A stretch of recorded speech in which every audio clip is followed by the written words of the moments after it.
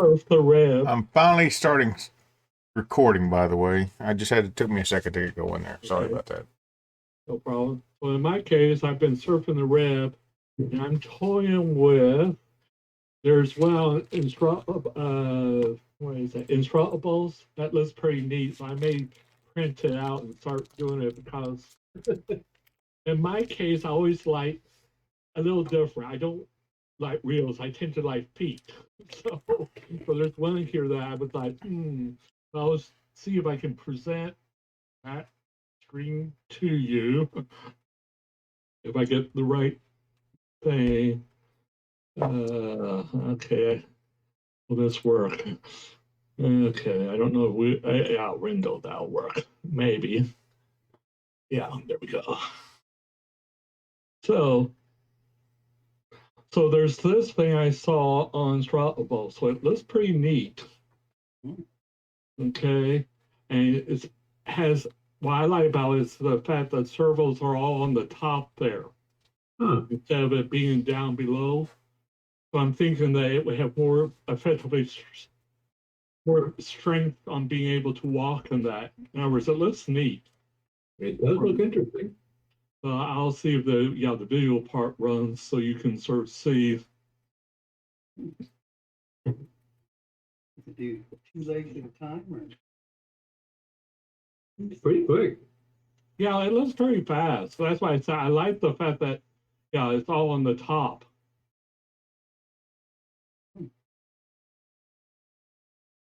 Imagine that coming up your door on Halloween behind us with trick or treaters. Yes. Just get the guy with the big spider and stick it on top.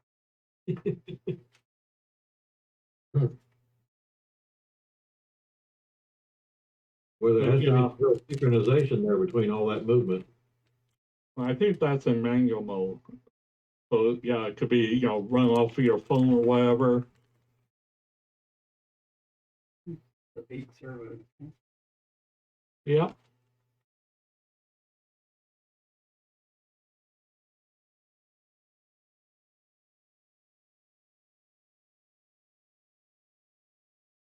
So is it moving one leg at a time? But it's using the same sort of technique. The other year, remember, I had done the real pen plotter like thing where it basically you use triangles. So at the joints, basically, it's the length of the whole 2 angles. So yeah, and that's why I like it, because it's different. Okay. Oh, so the front servo does the front joint. Right, the front joint is one servo, and then the back joint is the other servo on a leg. So that's why you have 2 servos per leg, basically. Right. Yeah. Huh. If you could make the legs longer. I'm thinking so, because one thing it talks about in the parts is it uses that real 9G micro servos. So I'm thinking actually I could probably enlarge the parts to get bigger.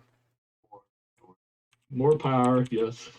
Yeah, that was my actually first thought was, I don't know how big those servos are and how juicy they are, but you may end up wanting to have some more juicy servos. Right, you can see they're the small little 9G one. Yeah. So that's why I'm thinking I can enlarge this, revamp it a little bit. And I think it's using like the micro Adreno bore, if I remember right. Somewhere in there. Okay, but I thought it was cute. So that's option number 1, and that one I tend to like best of the 2. And there's this other one, which is a variation of it, but it's not quite as big.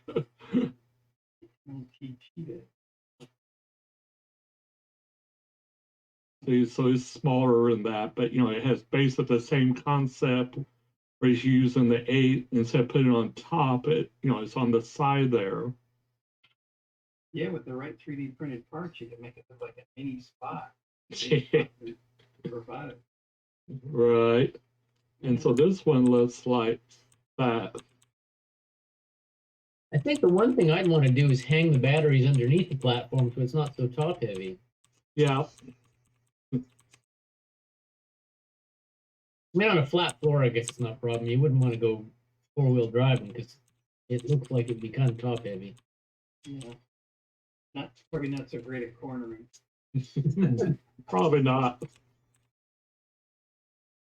Hey, spot can roll over.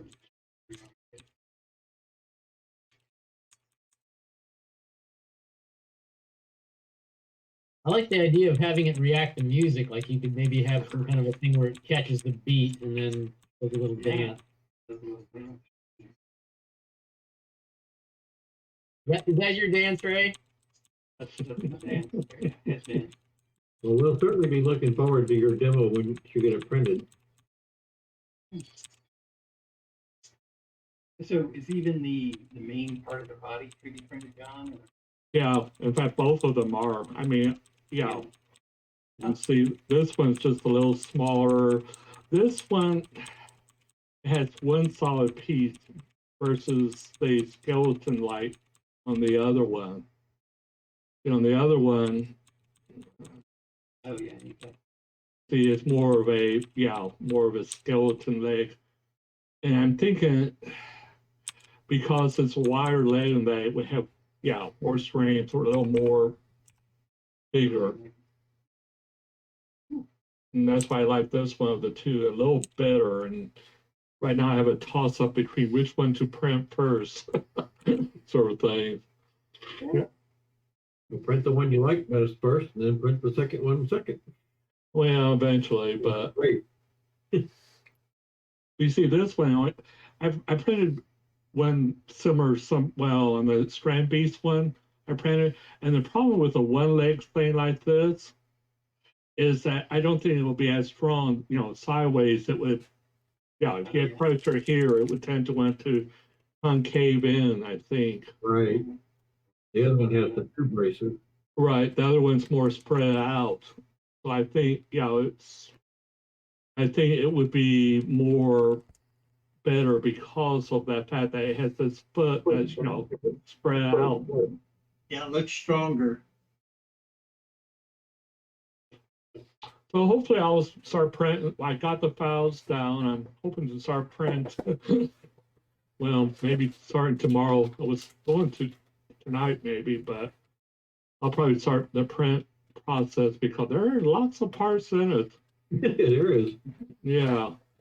The good thing though is that he has very good instructions on installing the parts. So I'm liking that fact. But I mean, he literally has, how to do this first. And then you go down in here, he has the connection of the different legs parts. So overall the instructions are good. I don't remember, I didn't really see we had the code anywhere in there per se. But to me, that will be part of the fun of writing code for it. And I may change the board out, to use like a Raspberry. What? So, there are things I could change up pretty easily.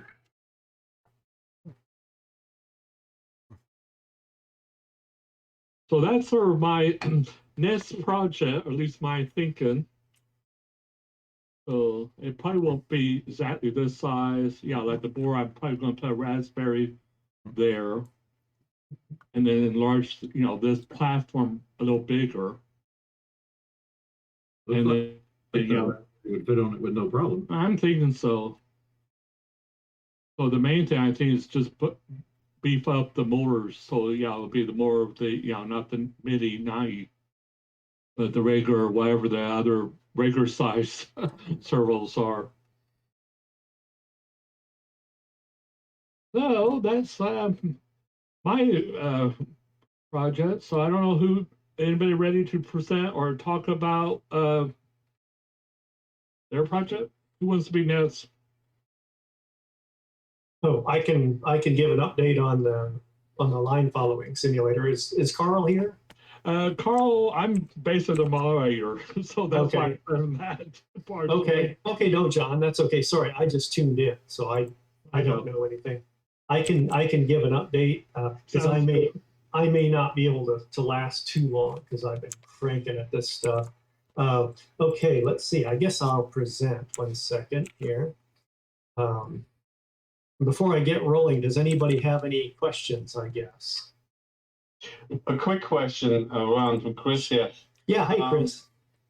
And the question is about tricycle versus differential drive. I don't know if they're fundamentally the same, the way it's working in the simulator. I guess my question is, would there be any advantage potentially in using the tricycle style versus differential drive when it comes to like quick response to turning movement? I'm finding there's quite a bit of simulated inertia, right? There's only so fast you can accelerate and decelerate. Right. The same thing is true for turning. And so I'm just curious if it's all in the end the same, whether you're using the tricycle or differential drive. Okay, I can. Will translates his trike wheel velocity or trike wheel speed and his trike wheel angle, steering angle. That gets translated into a differential drive robot speed and rotation. I can show you that in his So sketch. I guess what you're saying is then the simulator, that's the only thing it deals with. At the end of the day, it wants just the speed and the turn. Right. The turn. Right. Okay. So he was able in 2 lines of code to make that transformation from a driven tricycle wheel and its angle. Then technically what happens is that's then used to create the target speed and Okay. target, and I could show you that. So that answers my question. Again, I was just trying to look for ways to be able to make tighter turns while still going maximum speed. Oh, right. right. Because that's kind of running up against the imposed limits on how rapidly the robot will respond. Right. Okay. Yeah. Let me think. What else? Oh, by the way, thank you very much for all your help and input with finding the horrible bugs, and I think I've got it cleared up. And I guess I can do a demo. And my goal is I don't want to do anything more on this program, but I have done a little more, and I'll go over what I've done this week. And I'm hoping I'm done. But I am up for cleaning up bugs. So anytime. And spelling errors and anything, which I'm sure there's a bunches of those. Every time I look at it, it's like, anyway, I should run everything through a spell checker. Okay, let me see if I can find the present. Wait a minute, for some reason my screen, let's see. Comes up from the bottom. There we go, let's see. Okay. Okay. So a number of change, well, I hate to say it changes, but really not so much that affects user code. And first of all, now in the program is a course list, which I just thought was a handy thing. And it doesn't really change much, and I'll just kind of show you how that comes across. So in user init, yeah, I've made some changes to user init, but not much. And I promise if I made a change, it's things I've suffered for many, many hours over, and you won't have to suffer too much. But in user init, which of course you set up your sensors and you set up your name and robot name. So something I've added now is a list of courses. And the cool thing about this is you can toggle through these. In fact, I wanted to generate a little course here called test 2x3, just to test the lap counter that I said I was going to create an automated lap timer so people don't have to manually time the thing. So anyway, so that's a new addition, but it's really not that big of an impact. And you can use the old code, which was the set course, set position and heading. But I think this is much nicer, and it doesn't take that much to deal with that. And let's see, then we also define a number of laps that'll be run. And I just arbitrarily picked 3. And I do have a new feature, which is to report the distance traveled. And of course, that can vary a little bit depending on how the robot tracks the course. I just thought that was a nice thing to have. And it is reported in the final report. it's not available to the user while the robot's running a contest, but it is visible on the screen. So that's a new feature. And then let's see, everything else is the same. Accelerations, creating the sensors, all the same. And the icon generation, I did add a new feature to this. I figured a lot of people don't want to go mess with, might want an icon, but they don't want it with their initials on it perhaps, but didn't want to go build one in Inkscape. So what I did is I created some code that'll generate a simple robot icon, and you can give it a color, an RGB color, and a set of initials. So here's SB for a simple bot or whatever it is. So that is some new code and user init, but all your controller code, that's untouched. And in reset, I'll mention this. This is all the same, except Will pointed out to me a few days ago that if you run your robot for a little while and then it messes up, it would be really nice if just before it messes up, when you drop that marker, you could have robot state information beyond position and heading saved.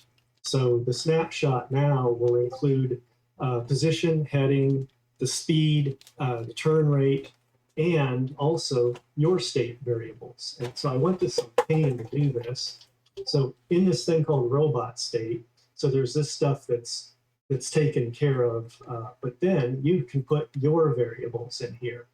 So if you have some sort of different Boolean variables or counters or really anything that's either a float, int, Boolean, string, or int array or float array, defined within this class structure, the program will make a snapshot of that for you when you do the marker. And I'll illustrate that in just a second.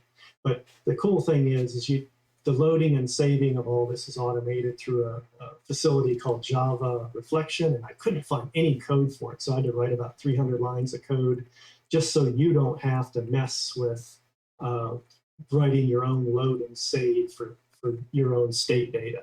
So hopefully that's a cool facility, and it's optional, except this robot state, I guess, will need to be here. So it could just look like this, and then you just never touch it if you're not interested in that. Okay, beyond that, I have done a little bit of documentation cleanup. Some of the headers are a little cleaner and talk a little nicer talk, not that much different, but really a lot of documentation lives in the tab headers. Okay, let's go on. Let me think if I missed anything. Oh, let's fire up or show you the program. And so here we start. And in fact, let's see. And this marker facility is not, it's just about ready to be released. So I have released a lot of cleaned up stuff. And this is the last, should be one of the last pushes of the stuff. But anyway, the way the state marker works is so that if we started the run with a G key and not with a run, because if you're doing a contest run, you're prohibited from entering anything really other than a space bar. But if I start with the G key and I start running along, then if I stop or freeze the robot, here's where I can drop a marker, and a snapshot of the current state of the robot has been created, and of that structure that I showed you. In fact, let's see if I've got it hiding somewhere. Let's see, hang on, whoops. 1 second, I just minimized my, let's see if I can get to this. Okay, my brain is frying, let's say. Okay, I lost my train of thought. Okay, I am extremely fatigued. Hang on, what was I talking about? Okay, I was gonna show you the state information that was saved. Okay, hang on 1 sec.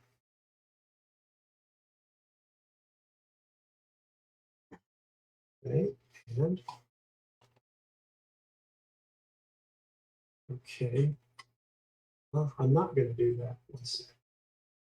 Okay, I'm going to skip. I can't find my, I must have zipped something off to a screen that I don't have plugged in. So I'm going to skip that. Anyway, that state information is saved and can then be recovered so that if we click back on that location, it's now remembered not only the position, but all that stuff, current speed, and in the future, more state variables. So that's quite handy. Okay, I'm going to switch to a different course so that I'll use the course select, which is Control C. So we can tab through the different courses, and some of them have saved markers and some don't at the moment.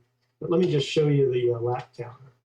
Okay, so for the contest, in the course list, you tell the you say whether it's a course that's a non-lap, which is the challenge, or just about everything else is a lap counted course. So it automatically knows that the lap timer will be used. So that's this new window here. And so if I run the contest, the robot takes off and it'll automatically record lap times when it gets as close as it possibly can to the initial start point. And I think by 1 delta time increment, and I could really correct for that, but it's very close. And of course, all these look about the same. And my thought is, if you were really running laps, it might be an opportunity to tweak a variable. I have to think about that during a run. It might not serve so much of a purpose here. Where this might prove more interesting if there was variability introduced into the robot, which currently there isn't. Another thing that's been improved is when we run a contest, if you'll notice down here, previously you had to remember to hit finish or whatever. Well, here we only have 2 choices. We can press F to log our data, which I will, or we could press X to cancel that run. So anyway, so that's the lap timer. Let's see, what else do we have? State and, oh, I think that's pretty much it for the program. And I will go back, let's see. I can't, let's see if I might have to fire processing up again. Oh, here we go. One thing that I've been working on is I wanted to make it easier to deal with anything that's related to the line following simulator, so that if you have your tabs, these are the tabs that can change, LFS prefix. And one more change is the main tab I've reduced to a simple skeleton. And the reason for this is if you drop in these LFS tabs into an existing sketch, I didn't want you to have to mess with your main tab. So this tab is just a simple processing skeleton that will remain constant. But since it carries, at least by suggestion, the name of your robot, this is one tab that will be not changed. And I'll probably make this like a dash, LFS dash simplebot, so that you could literally do a LFS underscore star if you wanted to replace any of these tabs here. And of course, these have stuff that's not in the library that's part of the application. So anyway, and I do have sort of a list of release notes here that kind of says what things I've been dealing with as far as what issues have been addressed. I need to update this, but that's sort of just a temporary release note thing. Anyway, I think I've covered about everything, and I will go back and show you the course list again, and you'll notice that like this little course here is defined as a lap counted course, while as the challenge is not. And that's what brings the lap timer into play. And we do have optional starting locations, but the marker facility is really pretty useful for that stuff. So that's my story. Does anybody have any questions? And I'll look here to see if I can recover or turn off the presentation. Looks good, Ron. Yeah, I thanks. don't have any questions on what you just presented, Ron, but I have some other LFS, more like rules-related questions. Okay.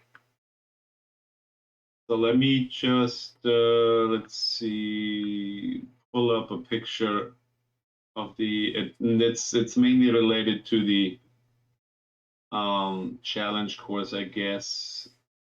Present now. Okay. Let's see. Oh, wait a minute. Let's see if I can find it. All right. So Okay. if you can Ah, very good. Looks like you're running this thing.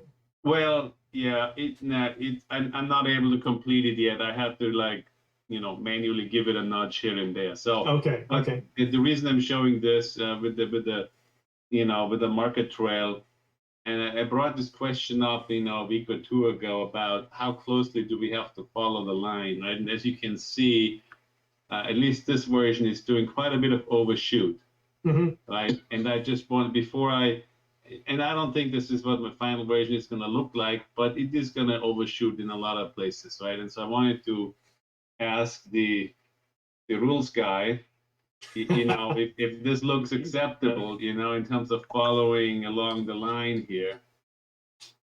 Chris? We'll let Doug say. Okay. Yeah.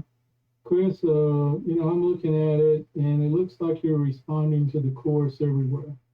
Okay, now I do see a few things that look a little weird. This, if you look at 1E. Yeah, I know. I'm cutting the corner quite a bit there, right? Yeah, that would be an iffy. Yeah. There's also, if you look at 2E to 3E, you really lost the line when you made and refound it in a different location. Okay. Yeah, I can't handle corners properly yet, so that I'm sure I won't have that issue in the final version. So but everywhere else, like I say, I'm mainly sort of where I'm really making a pretty wide arc here around those inside and outside, arcs. I'm just hoping that's okay. Okay. Now the other thing, and this course is a little different. It's got one thing that the original course did not have. If you look at the gate area. And I had a question about that, how that gate is supposed to work, because I'm not. The way it's supposed to work is that you don't go around like you did. Yeah. Okay, you skip the first cross piece. So I'm always approaching it from A11. Is that what you're saying? Yeah. Yeah. Now, since this course was changed, in the original course, the little connections it ended with two straight pieces with no curved line going between them that you see in C11. You see in C11, you see there's a little curve that joins the two straight portions. The original course did not have that piece in. Okay. And so what that did was that forced you, if you took the wrong turn, you just went off into you were gone. Okay. All right. So to absolutely do it by the way that it was intended, you should ignore the first left turn, grab the first right turn. Yeah, that's what I thought. Okay. Okay. And, but things that I see that are right are, you're not following the edges of the stains. That's good. All right. I don't see any, like I say, I know I've played a little bit with it myself, and I know that I'm overshooting, very similar to you. I'm overshooting the curves. All right. And I looked at, I hate to say it, but I looked at Ron Simplebutt, and he doesn't do that. He follows a lot closer to the line. Well, it comes down to speed in the end. I think if you go slow enough, right? I mean, it's easy enough to follow the line. Remember, my idea on this, if you have two runs, the first run, I would do it for quality. Okay. And the reason why I say that is because there's likely to be a very small subset of people who actually get as far as doing the whole thing. And if you do the whole thing, you might as well make it look pretty the first time. And then you go for once you've successfully done the course, then you can use your second run for speed.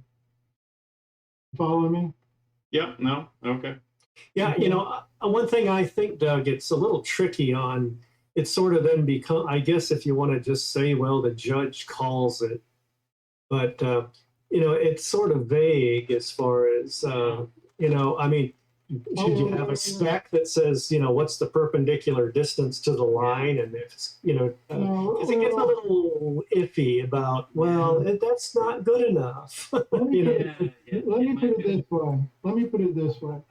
If Chris ran this, okay, and nobody else completed it, all right, I would be happy to call him the winner. Now, But I thought we talked time, and now we're talking qualities edging in, and so the judge can say, okay. well, I think it looks better. If I were going to say anything, I'd say at the gap, when he went in the gap into the notch at 2E to 3E, he lost the line. He lost the line and recaptured the line halfway into the thing. So there's an actual, that would probably be a run ender. Okay. Hmm. Oh, boy. Wow. So now we're getting sort of, Oh, this is. how do you really know? Yeah, it could be really great. I look at this. I suspect that Chris may have actually just, since he did say he nudged it, you can see there's no green dots in between. I suspect that he must have moved it. I did, but I will say, right, because if I go for speed, my logic right now doesn't have anything in it to specifically detect a right angle or a 90-degree turn, but I'll probably end up putting something in for that, which means I'm going like full speed ahead, and then whoops, where's the line gone? I totally missed the line, right? Which means I am gonna overshoot my turn. I'm gonna slam on the brakes and make a hard right turn. So it's gonna look something like that. Maybe not as bad. I think Here's an interesting thing. Hold on. Here's an interesting thing. Where is the line in the gap? There is no line in the gap. So how can you say you're talking about E3. I'm talking about E2, but look at that right there. There is no line there, so there's nothing to follow. If you've got some idea, you should be going straight across there. But I feel like I can do a loop right there because there's no line. So I think my robot can spin and do, about 5 or 6 rotations, David Anderson style, because there is no line. Per wedding. No, that's fine. But the question but I'm just saying. But the question is when you entered E3, you didn't enter E3 where the line was. So is that what we're talking? So maybe we should have, when you enter or exit a tile, you want a certain distance. Maybe that's what we ought to be talking about. Well, if I look at this acute angle, I don't really see any problem with that. I suspect that that's pretty much, I won't say optimum, but it's very, because I know that like in your case, you undercut it. But if somebody was, I would say that the acute angle on this is very acceptable. I don't think so. I disagree. I don't like his acute angle. I think he should be thrown out for it because he's not following it. No, I'm just teasing you. Unless you want to put a pencil to it and come up with some quantitative analysis on this. You can integrate the difference between the path and you could. I mean, right. Ron, I mean, you've got all the information. Sure. Come up with a metric. We could trace it. Don't. You put enough time into this. Don't. That would be easy. No. Well, maybe that's the thing. I do like the idea of automated stuff. I hate having people that have to waste their time judging things because they could be working on a robot instead of grueling over it. That's the advantage of this. It really is. We can automate it. Huh? You need a model that's brain so that it can do the judging. Yeah, there you go. Well, I'm just saying that there is I think that Green came up with a good idea was there was basically finding the R squared fit to the line, and than having the quantitative number, and the one that had the closest R squared fit would be considered following the line better. Okay. Well, maybe for this go, we shouldn't get too worried about it. I mean, Well, I think obviously we could. I agree with you. That's why I think that, you know, I'm more interested in seeing people get through the course. Right. I Well, don't- a decision ought to be made then whether if I want to know if a judge is gonna deduct or cancel my run because because especially in something like a gap where it's a little Well, bit vague. Yeah, well, It's gonna be the gap is not really that vague. You got to pick up. See, if Chris picked up the line, he picked up the line on the other side of the gap. You can see that in E3. But maybe Chris he's not nearsighted. So maybe his problem is he looks ahead a little bit, and when he comes to the gap, he's lost because there is no line. I'm not a line following contest. So there is no line because he can't focus close. I have that problem. If I take off my glasses, I can't see close. So I have to look further down the course. The problem is this isn't a line following course. There's nothing there. Well, like I say, if you look at it, you found the line on the other side of the element, and because of that. But let's say he didn't. Let's say he. Let's just make a shortcut, a straight line from where he where the gaps start, and he went straight to where he picked it up, and he didn't ever touch the other side. That would be a fail too. Well, see, I'm not going to I'd say if the thing keeps going, on this, but for my money, the deal is, can the robot stay on the course? It doesn't have to stay right on the line. It stay on the course. Yeah, And when I agree with you. at Maybe- any time, if it lost its way and got off the line, it's going to take it longer. So why does it have to be right on the line? That's not true. Well, you could cut corners. You could start to look at it and say, For example, when I saw this, the first thing I looked at was his S curves. And the reason why I wanted to say that was because at least the first one, the one in F3, looks like, his robot truly followed the S. And we assume, let me see how this, I have to figure out how this went. Okay, so in the other two, it looks like he lost the line until the middle of it, and then he recovered. All right. Now, I'm not saying, like I say, I'm more interested in seeing people get done through the whole thing. What I'm just saying is, if you, somewhere along the line, when people can routinely do this, okay, you're asking like, well, what, I'm going to, then you're nitpicky.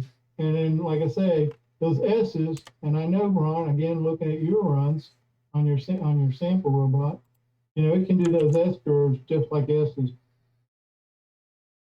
All right. So doing it like an S, it's just looks like the response is a little I think that, Yeah. I think the first one is fine. Okay. I think the first one got to follow that stupid line. I think it should be Okay. more of a special Olympic contest. This time. Relax the rules. Can I make an observation? One of the No things judgment. I was looking Everybody at can when we win. were talking about E2 is that the idea with E2 is that the robot is able to cover a gap. And when it gets to the other side, in this particular configuration of the course, when it gets to the other side, it ends up on a black square, a black background square.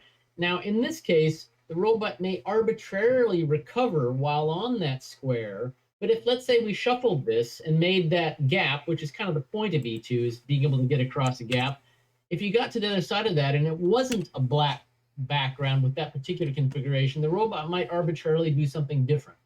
So to me, it's kind of about the intent of that gap. Actually, the direction of travel is from E3 to E2, right? Because we are starting over here, then, Yeah. and then, my question was, obviously at intersections, you're supposed to go straight, right? Am I correct? So, I'm looking, okay, you're right. I was looking at it from the other direction. So I'm at intersection E4, I'm at E4, and, right now I get confused, so I had to help it along. So now I'm going from E4 into E3, and it's that 90-degree angle, which is white in this case, that's where it lost the line. So and then it catches it, and then it just goes straight because it doesn't know what else to do. So I got kind of lucky there on E2. Yeah, yeah. But you know, I've seen people do E2 without issues, and so I'm not, you know, I don't want anybody thinking that none of that is possible. And you know, and like I say, you know, in E3, you didn't make the turn basically, but you didn't Right. make it fast enough. I didn't make it tight enough. Yeah, I mean, it looks like you were responding. You just didn't quite get back on the notch. But you know, like I say, I think this is phenomenal that you got it this one. But like I said, it still needs a bit of help. But that's where I'm at now. I mean, Cool. you can follow all the lines. Now I got to put in a little bit of logic for these special angles that it's, you know, you just got to have a little bit of logic there. I think doing it all with just the rest is just proportional logic for me right now. Nothing more fancy than that. But dealing with those angles, I feel like putting special logic in there that detects the situation and then responds accordingly is going to work better for me. So now I, you know, I mean, if I look at the other two notches, I think you did a little better. So, you know, I'm not sure exactly why that one goofed yeah, out. yeah. So Doug, something you said earlier caused a problem in my brain. You said something about the stains and that it successfully made it through the stains. Are you saying that if it follows the perimeter of the stain and then recovers, that is considered going off the line and is not, that would end the run? Yeah. That the stains are specifically that. What about the stain in A10? What if it went to the north side of that and just like jiggled a little bit, but immediately recovered? It's a tiny little overlap. Possible, you know, you'd have to, in theory, Difference between if it was just a little notch, you'd probably get away with it. So is his robots not allowed to be confused at all for a little while? That's what I've noticed. I mean, that's what happens to me. What if it goes the other way, though? Okay, if it goes down on the lower half of this thing, you know, that one would be pretty obvious, right? But isn't it more What about B3? Huh? What about B3? There's no contrast at all there, right? Am I reading that right? There's a little bit. That's 80%. 80%. Yeah. Oh, it's 80% black? Yeah. Yeah. Shouldn't the stains be sort of considered like the gap that if you can get across them without actually traveling them, like you're trying to get across the stain? Well, Right. I'm going to say something here that might be, I don't know, take it for what it's worth. My thought on it was, on the stains, you want to use, and I won't tell you how, but you want to use maybe the analog values. If you come across and you start seeing a large count of analog values that are not clear ones and zeros, then you probably know you're in a plane. Yeah. I mean, I have to say the stains are not as challenging as it seems, since that's one nice thing in simulation, and you know we have agreed not to add any sensor noise at this point, so we have perfect sensors, right? Yeah. The sensors that can pick up exactly what shade of gray it is, right? So that makes it doable, you know, makes it quite doable. Yeah. I have a question for Ron too. Okay. So the going back to the beginner course and the simple bot. Okay. And now I'm thinking about kids. Okay. And I'm guessing that's not our focus at this point, but You've got a solution there that's already, as good as, first of all, can you outperform SimpleBot on that simple oval course without doing something like just cutting the turns further than it's already doing? Oh, In other words, tried. it's perfect speed, right? It's like at some point your simulation is limited. Right. And go ahead.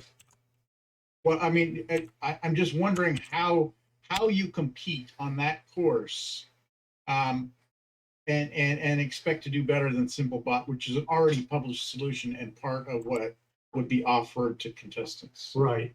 Well, I'm not so sure. I mean, I didn't do any exhaustive tuning. I mean, I just kind of fiddled with it a little bit. Now, one thing that I don't think had been published. Let's see if I could bring it up. I do have. Can I, Chris? Do you mind if I? Are we? Go ahead. Okay. Looking good, Chris. Yeah, Thank you. really. Let's see.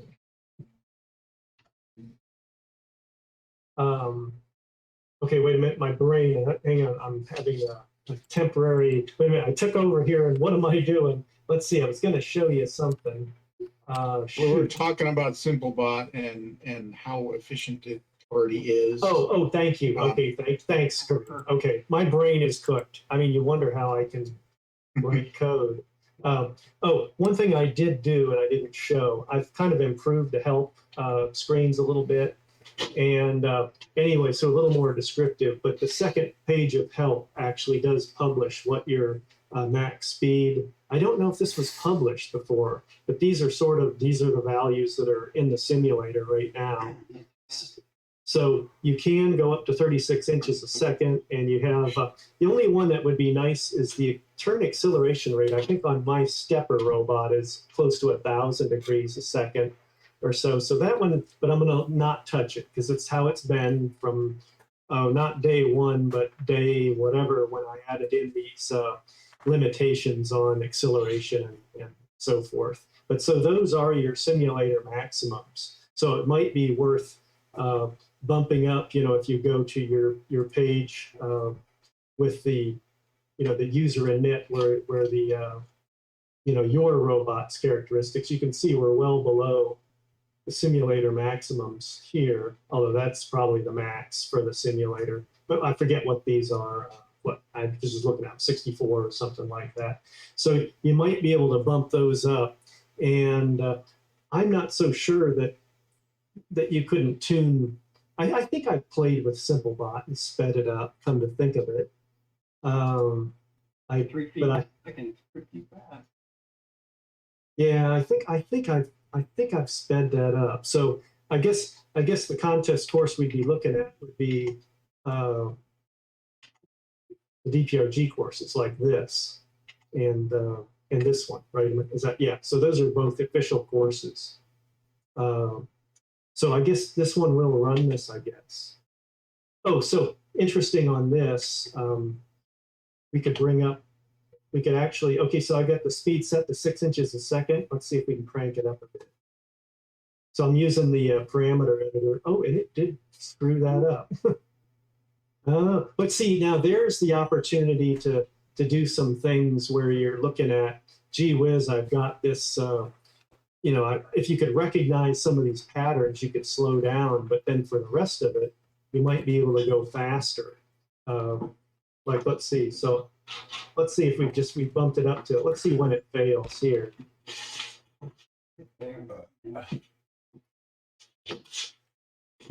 So it's speeding up there, but it fails on that. So if you added the ability to slow down, that might come in handy. And this is what Chris was running into. So we do have the ability when it goes off the course. It's interesting over here, it won't go negative unless I really drag it hard, I guess. But the cool thing is when you're in the G mode, you can arbitrarily go and reset the robot onto the course if your robot will allow that sort of thing. Whoops, I'm trying to steer it back onto the course. What, you want some more loving? Okay, get some loving. Anyway, and I noticed the SimpleBot does have some slowdowns. That's right. SimpleBot has slowdowns that are programmed into the controller And I just really just pulled those out of the air.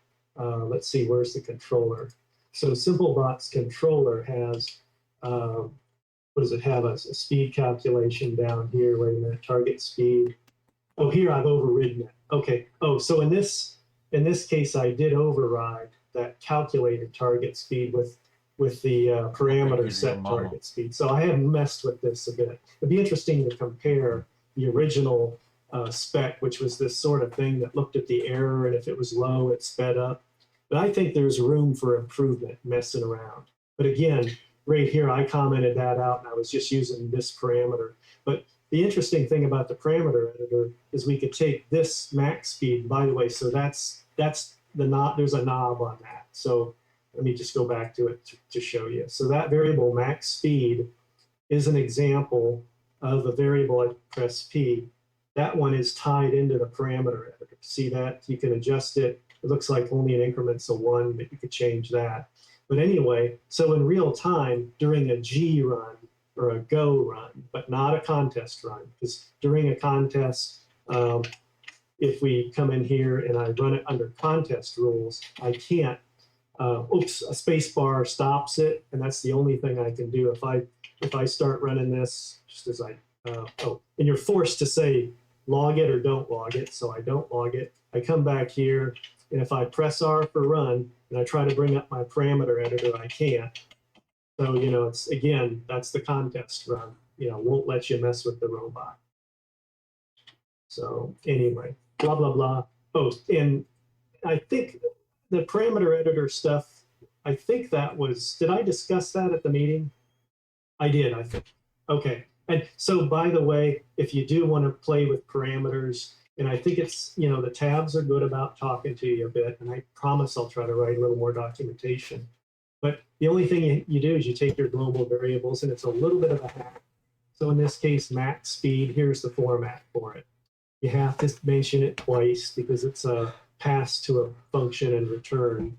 But max speed, and 6 is my default, and I am allowing 0 to 24, and with a step of 1. So that's how you set a variable up, by the way. It's like a global, and you put it into the parameter editor where you can turn the knobs while you run. Okay, so I've spent enough time yakking. Any other questions? That is a cool feature, I have to say. I mean, that every real robot ought to have that, right? Yeah. So you just write a line of code. Hey, I need a parameter. I need to tweak it while it's running. Right. Write one line of code, and there you got it. Yeah, yeah. So anyway, yeah, I that one had to go in. I had to do that. So anyway, I'll quit. Chris, actually, that idea, I think you guys gave me a few weeks ago when I was trying to do my PID tuning, and I ended up sticking a potentiometer on my robot, which I then A to D, stick it into the PID controller, and I wish I had 3, of course, because I could or more. But the idea of having a knob on your robot that you can just program as a parameter is really, really helpful. Yeah. I mean, I mentioned it. I think I have it on my physical robot that I ran before, but it was a lot less elegant. It involved a lot more manual plumbing than just one line of code, and there you go, you get a new parameter. So this is just very, very elegant that way.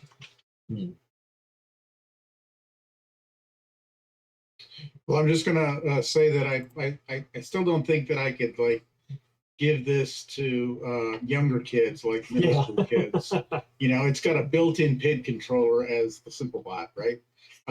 And you know, it's just that's the learning experience that we want to get them to. And some of them are going to start out with simple wobble robots that just move one wheel at a time, right? And they're laborious to even watch, but we've got to give them a way to sort of start doing it from the ground up. So that would be a nice demo. There, I don't see that I could sort of point them at this.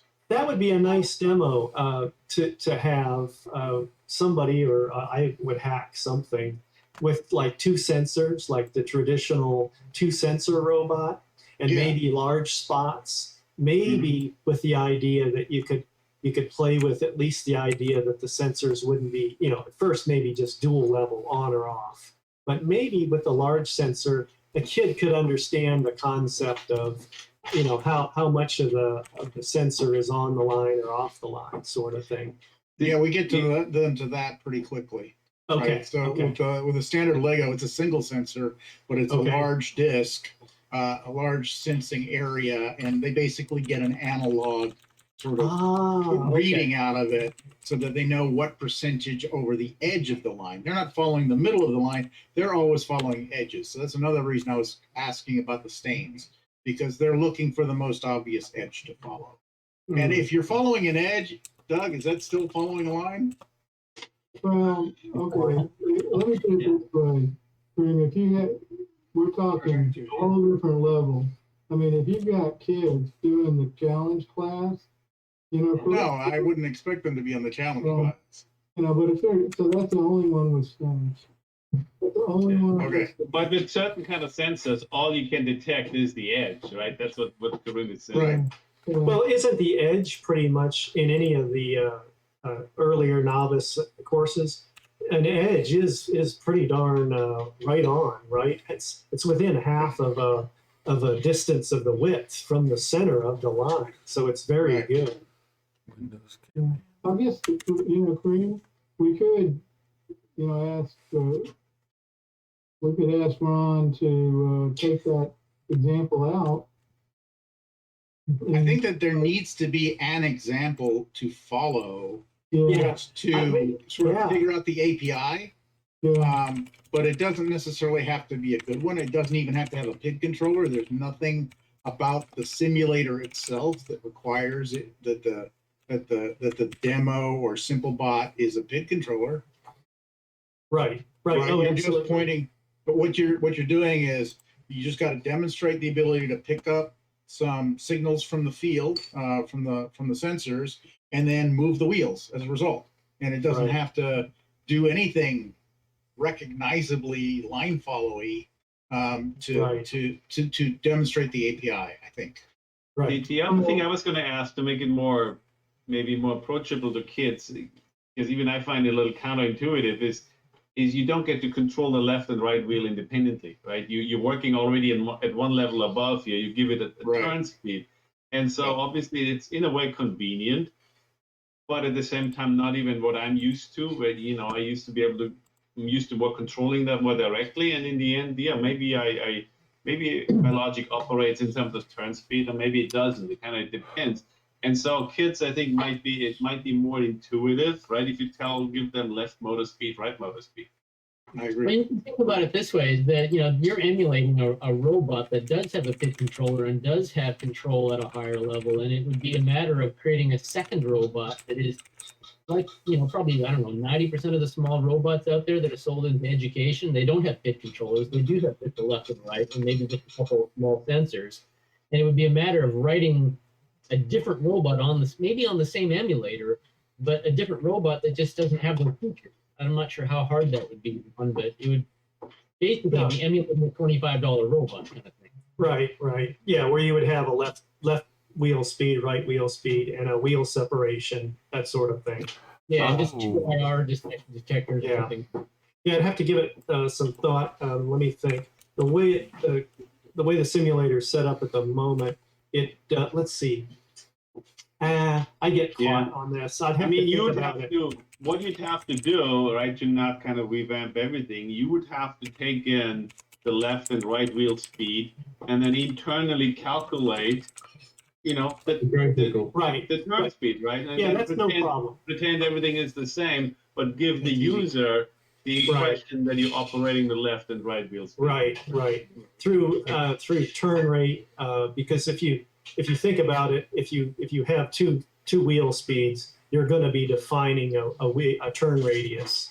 In other words, if you stop one wheel and you rotate, what you're really doing is you're moving forward and you're turning with a given radius that's half the distance between the wheels or whatever, and you're rotating about the right wheel in that case. But we can, let's see, I think we can emulate that, sure.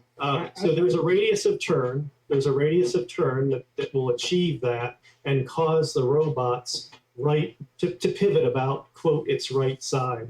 But with that, there's a parameter, a wheel separation parameter that would be added. So, yeah, Ron, I think you're right that you have a function effectively that feeds in the two sides and then putting it together internally. You can have it sort of like a 2-layer level, expert mode or additional, and then effectively dummy down the PID. So yeah, that sounds like a good plan. That would make it easier to make the exam too, to be Yeah. realistic. I mean, realistically, that's how somebody like was said earlier by Murray, that's kind of like your $25 robot, how you would do it with what sensors they give you usually. They usually give you 2, or they sometimes only give you 1, Right. I'll give a look at that, especially now that I'm not writing 1,000 lines of code a day. I think this thing's up to over 5,000 lines. So I was looking, to make the parameter list so that you only have to type in 1 line of code. Let's see, how many lines is that? That's about 500, but I add a lot of vertical space. I don't, cram everything together. So that's how many lines of code in that. And I forget for the, just every time I turn around, it's another 1,000 lines here.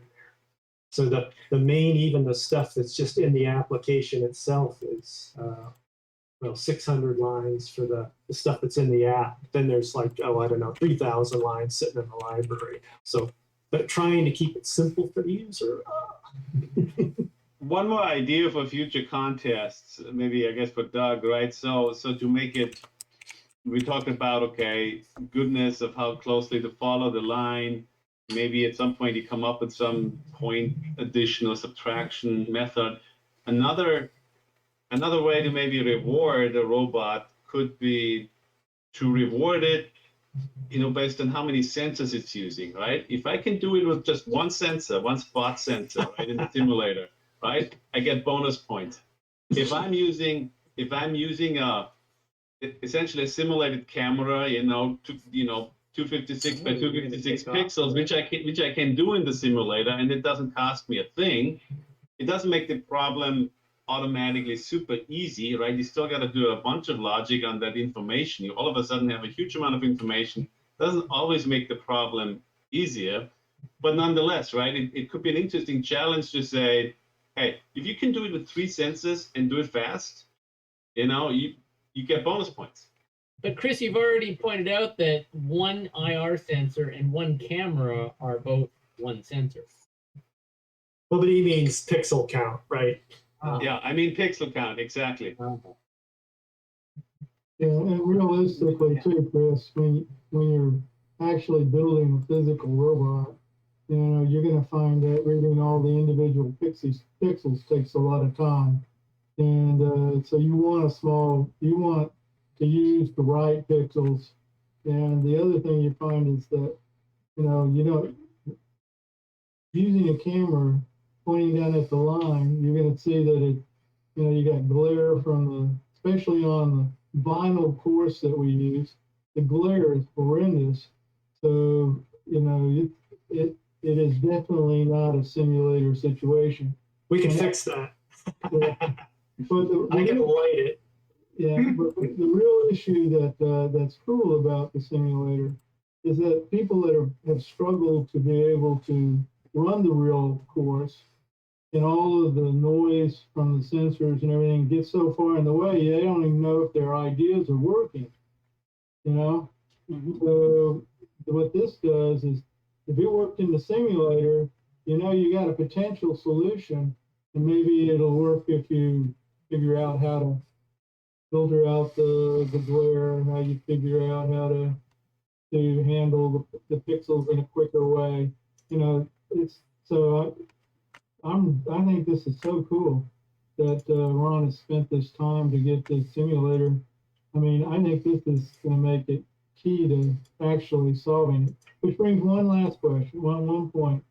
Remember, solving this on the simulator is winning the simulator contest. It's not winning the first time to run the challenge course contest, which is you got to run it on the real thing. So, and that's like I said, a much harder problem.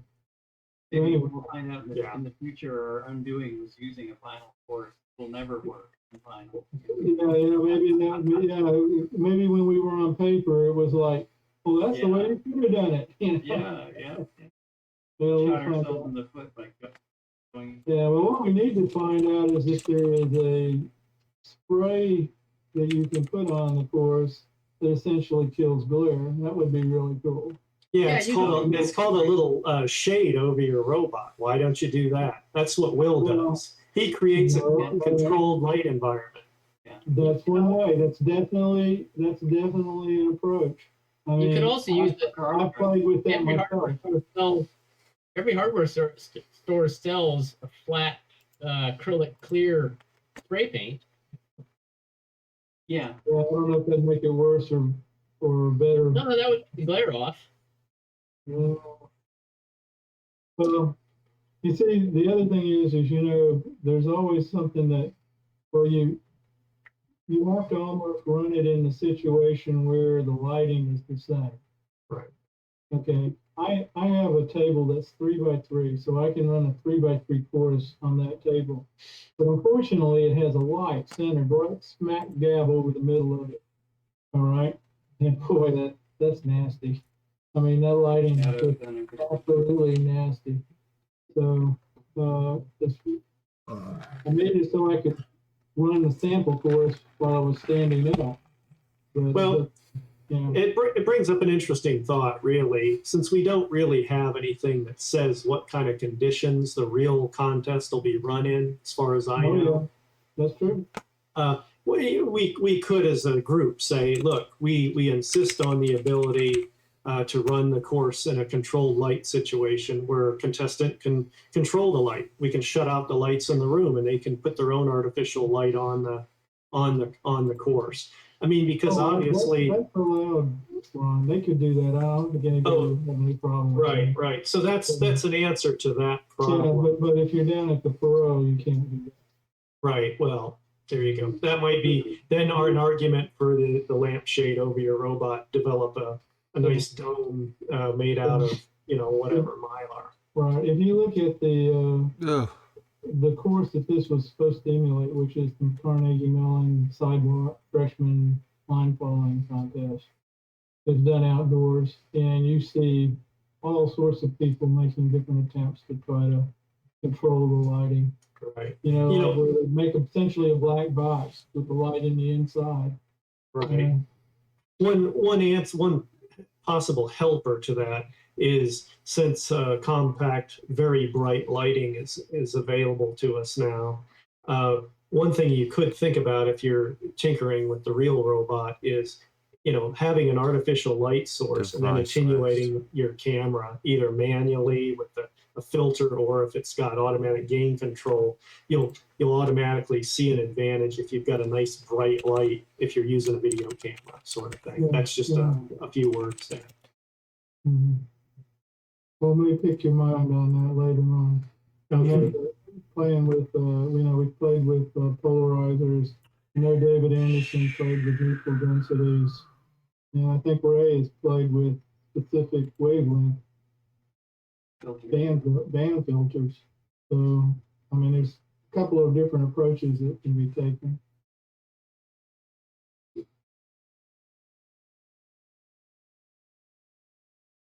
Okay. So does anybody else have anything they want to talk about? Oh, I just will. I'll mention this, and I'll shut up on this. Sorry. Okay. And I'll quickly. Oh, I am really working hard to. I did push, just about the most recent stuff, and I just have a few more changes, and I do anticipate pushing those up to the GitHub in the next few days. And again, if you've got code you've been working on, it won't be a major headache. And my personal promise is, if you've been working on code and you have some difficulties, I'll talk to you or work with you one-on-one or whatever I need to do, because I know that's probably like 2 people. So if somebody ran into a snag or had questions, whatever, I'll spend the time, to help you. And you're thinking of adding the code to the base course where you can have the 2 wheels runs effectively feed in the information? Yeah, that's the type of thing that I wish I could do stuff like that on the fly, but I can sit down probably in 30 minutes, Right, I always have to rethink that. So I think that would be a good thing. I think, yeah, that would be very useful. That way we could use it, yeah, for multiple levels. Yeah, yeah, I'll give that some thought, for sure. Okay, shutting up. Okay, let's hear. No, you don't need to shut up. I was just trying to keep the conversation moving. Yeah. Was my main goal there. So. Well, I was listening to the video of last time, and I remembered that Doug Parody had sort of challenged me to run my robot straight at a wall and see what happened. And it's sort of like an insult to a person, like, don't run your robot at a wall, you know. But actually, I have a YouTube video that I did quite a long time ago where I do precisely that, but that was pre-PID controller, and it was basically a very simple demo. You just did that, basically avoided the wall, but that's not the challenge. And so in the last week, I've been doing exactly what Doug was suggesting, which is coming up with a way to run the robot straight at an obstacle. And it actually came up with I think maybe you might call an innovation, which is that in behavior-based robots, we have these ideas of behaviors. And so the behavior that I came up with is that using the front infrared analog sensor, what I do is have it that if the distance is greater than a meter, it lets the robot run at full speed. And the PID controllers have a new feature, which is a maximum velocity. And so what I'm doing is setting the maximum velocity. No matter what you say to the PID controller, the maximum velocity is now set as an inverse proportion to the distance. No, actually, as a proportion to the distance from the infrared sensor to the robot. And so I can demo this. It's not quite working because one of the things that I found out from this whole exercise is that as a long-standing Java programmer, using Python, which has its threading class based on the Java threading class, I thought they were similar, and they're not at all. In fact, the whole idea of this, I think it's called the global what's the GIL? I can't remember what it stands for. Anyway, it turns out that Python can't really do multi-threading. That within a single app in Python, if you have, I've got like a dozen threads running, but it turns out that they don't actually have any of the same kind of behavior as Java threads. And so what was happening, and this sort of drunken behavior that I think I've mentioned before in my robot, is simply that it's not really sharing threads. I've got a loop here and a loop there and a loop there, and it turns out that the loops aren't letting each other run. So it's not a multi-threaded environment like I was thinking it was. And I was kind of not reading up, basically didn't read the F manual on what Python does with its threads. So now I'm going to have to go back and rewrite my whole OS so that there's one, I now have a new class called system clock. And I'm going to have that be the actual loop that feeds the events into the system. So I can have one Python class running that runs my sensors, and then even on like a Raspberry Pi 4 or Raspberry Pi 3B Plus, it has 4 CPUs. But if you're running one Python application, you only get basically one GIL at the same time. So you only get one lock. In a nutshell, I was having a lot of trouble with Python, it turns out. Now I can do the demo, and I'll see if I can manage to switch a camera here. I've got another little camera that's aiming at here. So now, do you guys, now, it didn't work. Oh, it didn't work. I thought it would. On the Macintosh, if you switch cameras, it's supposed to switch. Well, actually, I can do that. Okay, that works. All right, so can you guys see the, no, it's not working. Present now, a window. There we go. Okay, that'll work. Okay. Should be presenting. Okay, can you see the robot now? Yes. Yeah. Okay, so basically what I'm going to do is start up the gamepad controller, which is this thing, and go. And then I'll start my basically PID loop, and this basically sets a cruising velocity on the robot based on the distance up to that white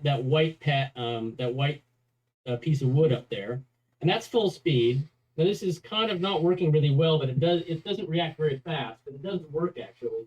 So if I set that to now 60 centimeters, it should eventually catch that. And the problem here is not the program, it's actually the lack of the loop catching up. There. Okay, now it's actually slowed down. And if I go back out again, it should speed up. Like I said, it's not actually the problem with the program, it's actually that the loop doesn't catch the events because they're coming in from the lock. The idea is that if I go down to about there, it'll stop. And then back up to there, yeah, okay, so that's kind of the demo. And the idea is that if I put the robot on the ground, it actually does work fairly well, but I'm gonna have to go back and reprogram, stop presenting. I'm gonna have to go back and actually reprogram my whole OS so that it doesn't rely on this GIL on the Python lock, because it simply isn't working. The application seems to work, but it won't release the lock long enough for the events to come through and tell the robot to change speeds. Kind of confusing, but yeah, Murray, and this is why, you know, there's a couple arguments. You know, one, I don't remember the context that we were talking about. We were talking about why you would use a lower level microprocessor to handle the basic stuff. Yeah, obviously, if you put that same function in your lower level processor, it would just work. Yeah, sure. But I'm not sure if we were also talking about I2C. I know we discussed that, and whether or not you know, I2C, it'll work. The problem is when it's not, when it doesn't work. Yeah. So, you know what I mean? So, and that might have been one of the issues. And if you're out on also, if you're on the using Python on the Raspberry Pi, there's going to be latency, but it shouldn't be, obviously, it shouldn't be enough to hit the wall unless you're like 0.2 of a second or something like that. Right. You know? Well, if I just wrote a program to simply react to the infrared sensor, it works just fine. Even, you know, and that discussion about I2C is that one of the things that I found was that the I2C bus isn't really being overloaded here at all. It was simply that the Python lock that's causing the events to come from the front sensors and the loop that I wrote to react to it aren't going back and forth properly. And I think somebody put a link in, but yeah, this is my lesson, is that Python isn't actually doing multiprocessing. So my solution to that will be to actually have one Python program that will just run, and that will be all my front sensors, because that basically would be a loop. And then the rest of the OS will run on a different loop that's on the gamepad. And I think that will probably work. But the I2C bus is not being overrun. My message is not being overrun. It's sort of like with David saying, you know, he's using 1% of his processor. I'm not using much processing power here at all. It's really just the lack of the ability of Python to let its locks off of its loops in one thread so that another thread can read. I almost want to go back and write this in Java, but that's not going to happen, of course. Anyway, that was sort of my results for the week, was finding out that I'm going to have to rewrite my OS. This is not fun. It was a good lesson. And thank you, Doug, for sending me on my way to a lesson. Well, Python doesn't seem to do multi-thread. Interesting. I It didn't really has, look at it. yeah, it has the language features that make you, because it's based on Java's threading. It has the same, Right. literally the same syntax almost. And you think you're getting multi-threading. And because of this GIL, you're not. Once there's a lock on one thread, it doesn't let other threads run. So and I was basing my whole design on the ability to have multiple threads running. So kind of back to the drawing board. So it was a couple, well, probably at least 3 years back when I played with Python a little bit. It was a real spaceship simulator type thing.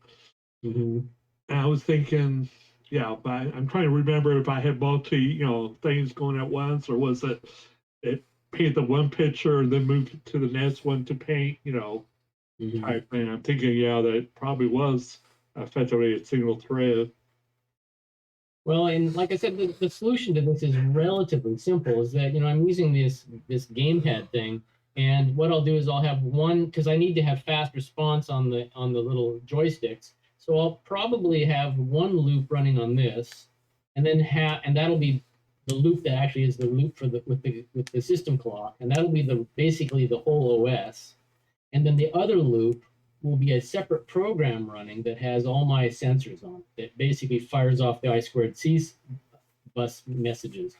So the I2C bus will be the binding between those two applications.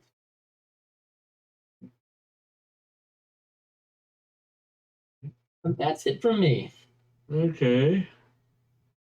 Oh, let's see. Anybody else want to speak up offhand? I don't see this here. Yeah, I'll go if you want. Okay. I can go after Ray. Cool.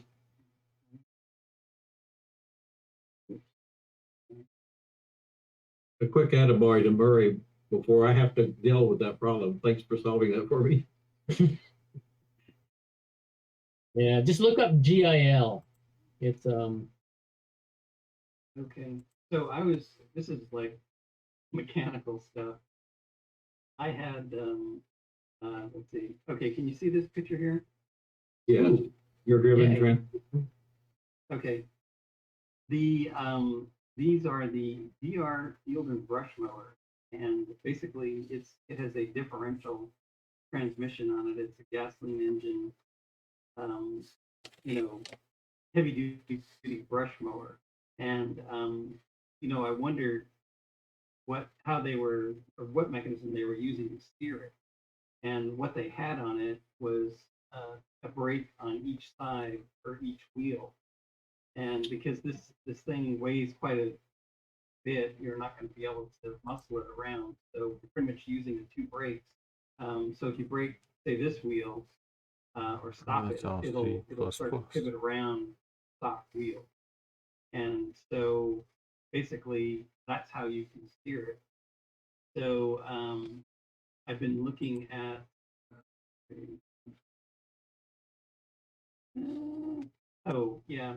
these are, so it's either going to be rack and pinion with Ackerman steering, and these are rack and pinion systems for go-karts. Here's the rack here. Oops, don't want to do that. And it's got, it has a small steering wheel, so you get quite a bit of mechanical advantage with the rack. Because in this case, you've got a pretty good sized steering wheel, and you're getting a pretty small pinions, just the mechanical advantage there. You don't have that with turbo, but you can still, the travel, like typically these only rotate, 360 degrees, and you get all the travel out of that with the rack. Let's see, what else was I looking at?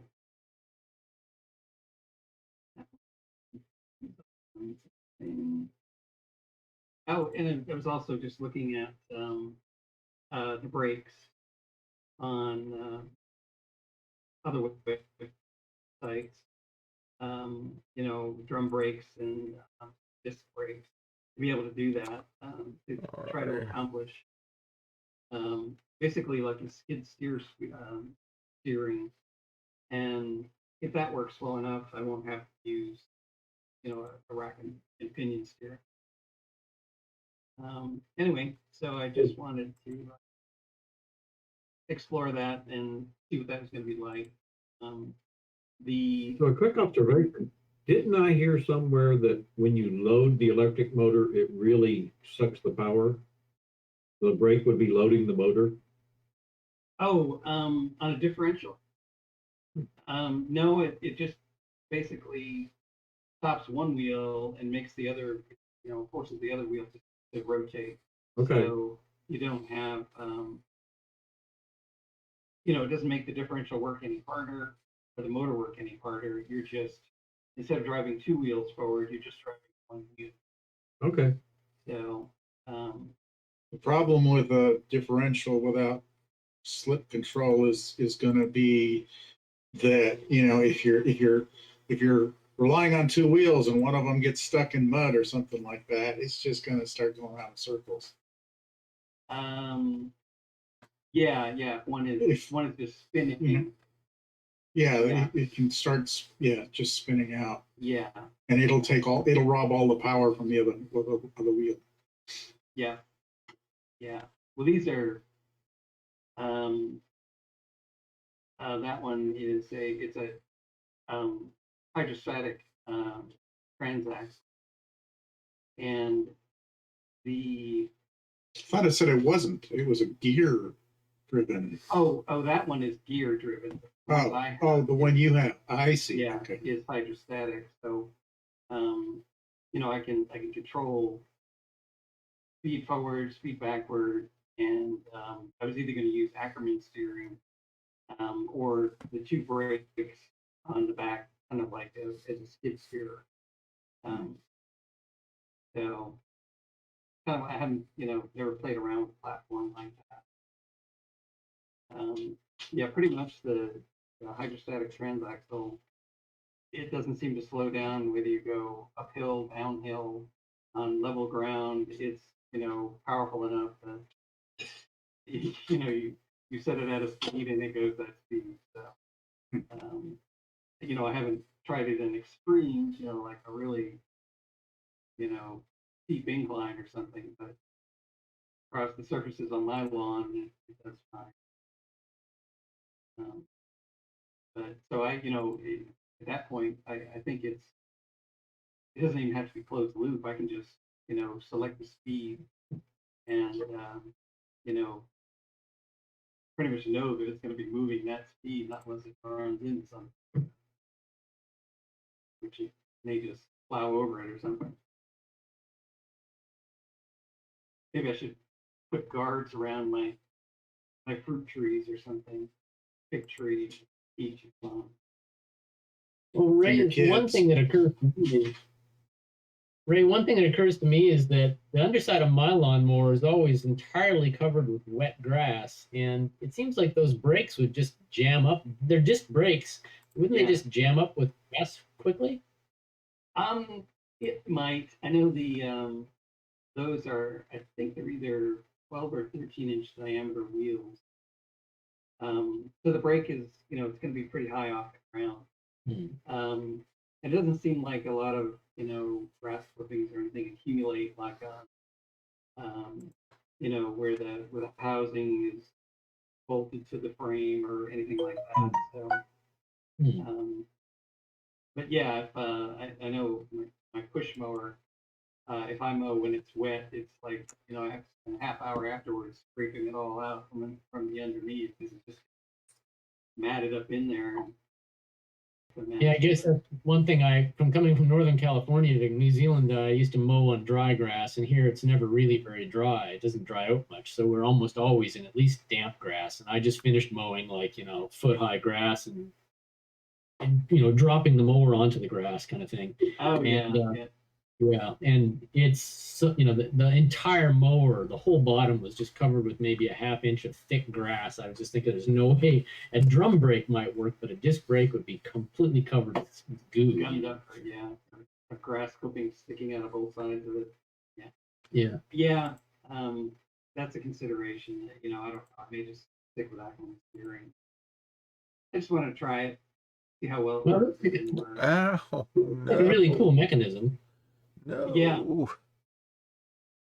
No. It was like $2,500 for the mower, but how much is just that particular unit? Can you buy it the hydrostatic transmission. Yeah. I think it was like, I want to say around 250. I got it at Statney. It was kind of a semi-reasonable price, though. Oh yeah. I think that's what I got it for.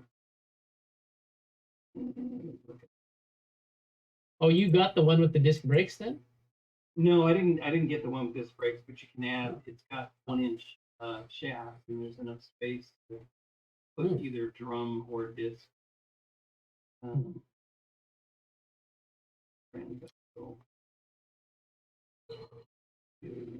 No. 229. Would be about $500 in New Zealand, but okay, yeah. Yeah. They're actually, it was meant for like John, transactional part number 333-3000 for John Deere tractors. Yeah, so it would be, either servo-driven brakes, or like a servo-driven Ackerman steering for the front. Let the differential do its Oh thing. God, no. Anyway, that's what I've been up to.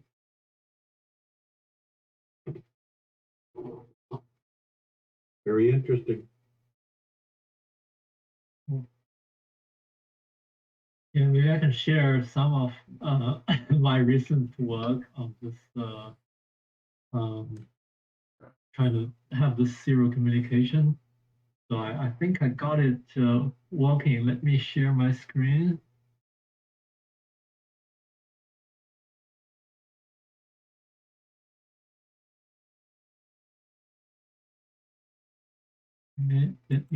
Let me know if you guys I see can code.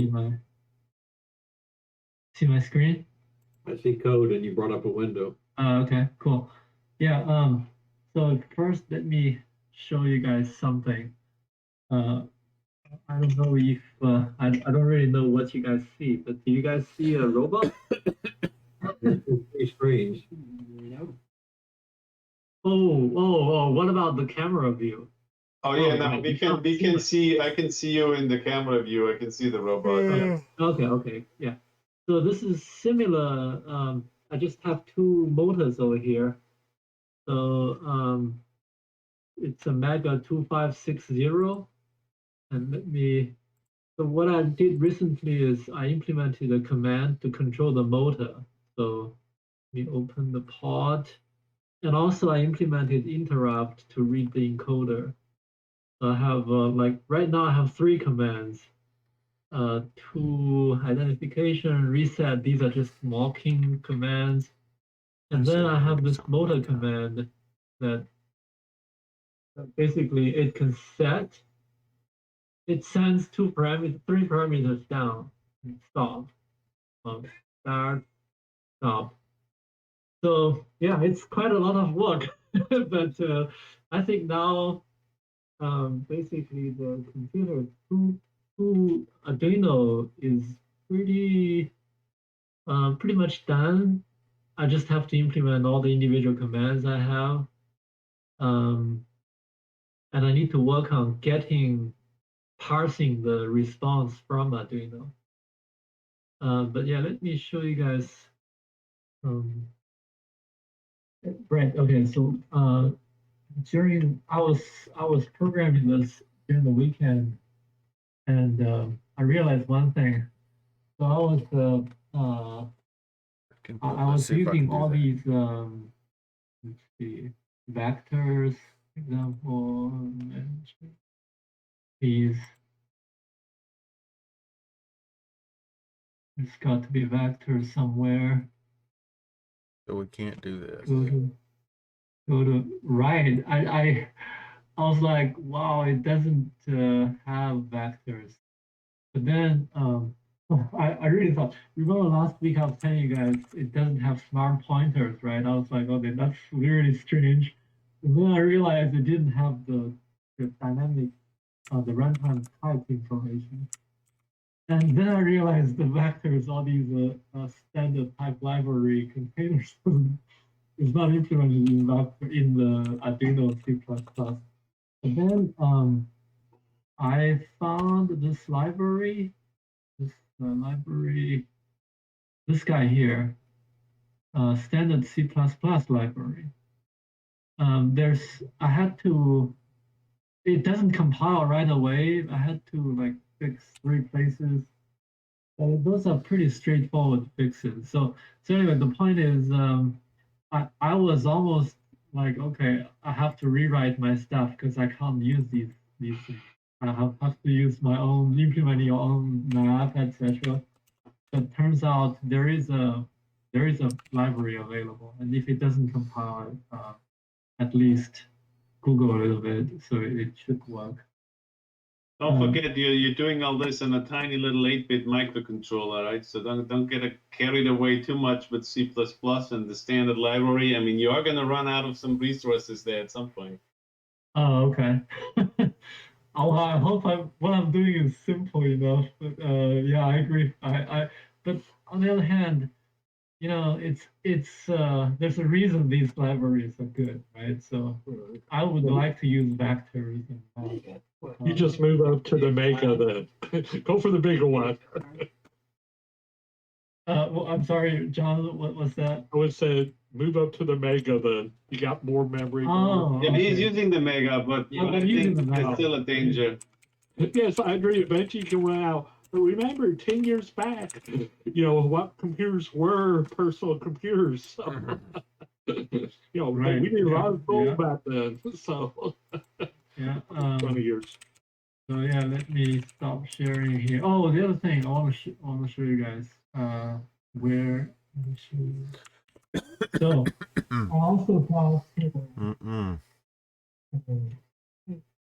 also got a set of motors and wheels. So, but then 3 motors, one of it is, I mean, 4 motors, one of it is completely stuck. I mean, I don't know. I think I'm giving up that one motor. I ordered another one, but I was telling the seller that it's stuck. So basically, I took the top part off. I was thinking it's stuck in the gearbox. It's not. It's really straight out of this lower motor. But the vendor is saying like knock it. I don't think it's gonna work right. Like knock on it, but it's like totally stuck. I didn't use a wrench, but you guys, I think it could be. I don't know. I don't see a deformation. So do you guys have experience of unstuck a motor? Are you manually trying to turn the motor, or are you actually supplying power?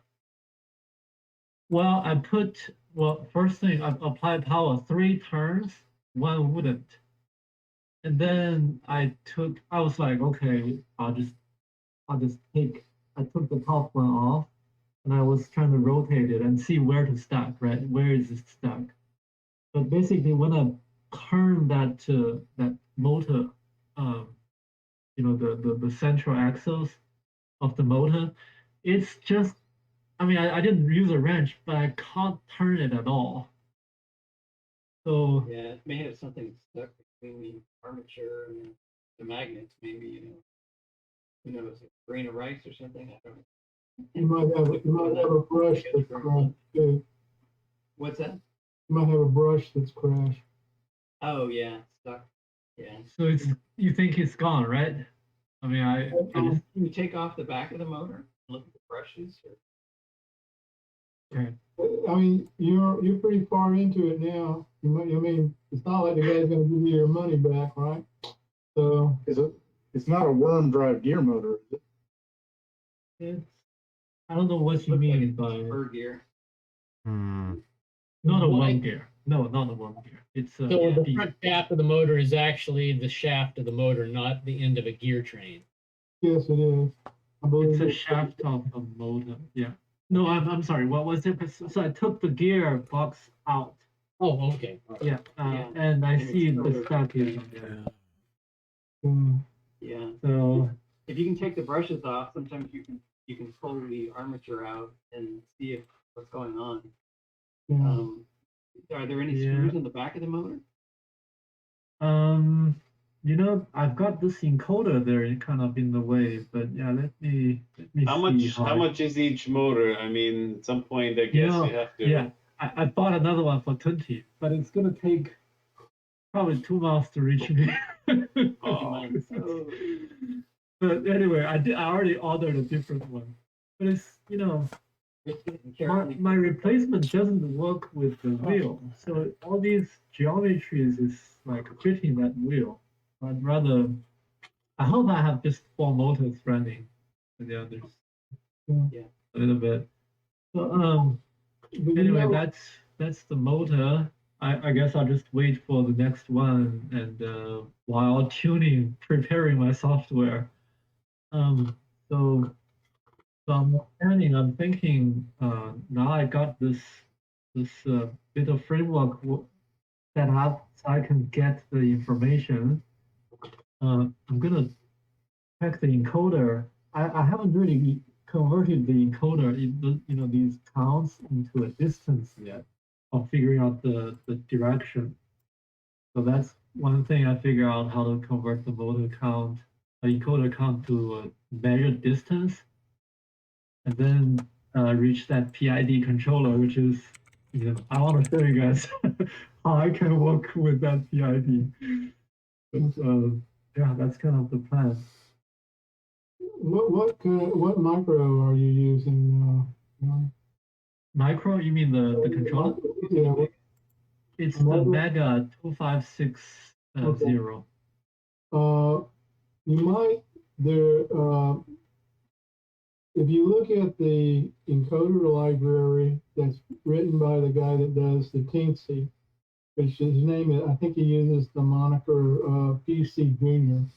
Oh no, no, no, no, no, no. No. Oh, sorry, I'm talking to myself. Okay. I think he's talking to the cat. Sorry, but I think it's he writes the Teensy, and he has an encoder library, which is a very good library and easy to use. It's the one I use, but I can tell you that. If I'm using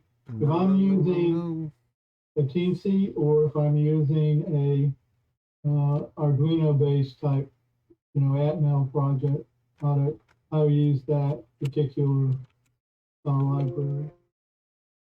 The library. So if you just look up Teensy, okay, and I think you'll go to the guy that sells the Teensy, which I think he uses PC Junior, but I don't know if that's exactly right. And Tinsley, right? I'm sorry, I'm not familiar with these things. Did you say Tinsy? No, PCJR. It's PC Junior. Let's see. PC Junior. Yeah, it's a teensy, TEENS5 microcontroller. Yeah, it's PJ. Maybe send me a link or something. PIJC.com. Yeah, I got it wrong. It's PJRC, not. Oh yeah, PCG. No, that's I did it wrong. Oh, So, so we can put it in chat. PRJC, right? Yeah, here's the link. But if you go to that link, let me see if I can find a specific library. Place to look. Where you have it. Third library following. Anyway, it doesn't look like it. Somewhere he has how to do encoders. And he has a library that works great with his board and his boards and with Arduino. And if you're using an ARM chip, there's other ways that you might find easier. Yeah, let me Google a little bit. I'm not really seeing this encoder related here yet, but yeah, thanks, Doug. One thing I didn't want to give up is, remember I was telling you guys I had one motor, the encoder misses count. I realize now when it's slow, it doesn't miss count. So one thing I really want to see is when I'm gonna log all the interrupt timing for the encoder switches and see whether there's some glitches and whether I can save that motor so that it doesn't miscount even at. How many counts does it produce per revolution of the? I think it's I mean, I just have to, maybe it's 6 or something. I can't remember, but it's like, it's just not 2, but more like something under 10. I think it's 6. Well, honestly, I 6 per revolution of the motor shaft. Okay. And what RPM are you running? You know what RPM the actual motor is running at, or can you calculate it based on wheel RPM and gearbox ratio? I'm just curious, how many interrupts per second are getting generated? Do you know?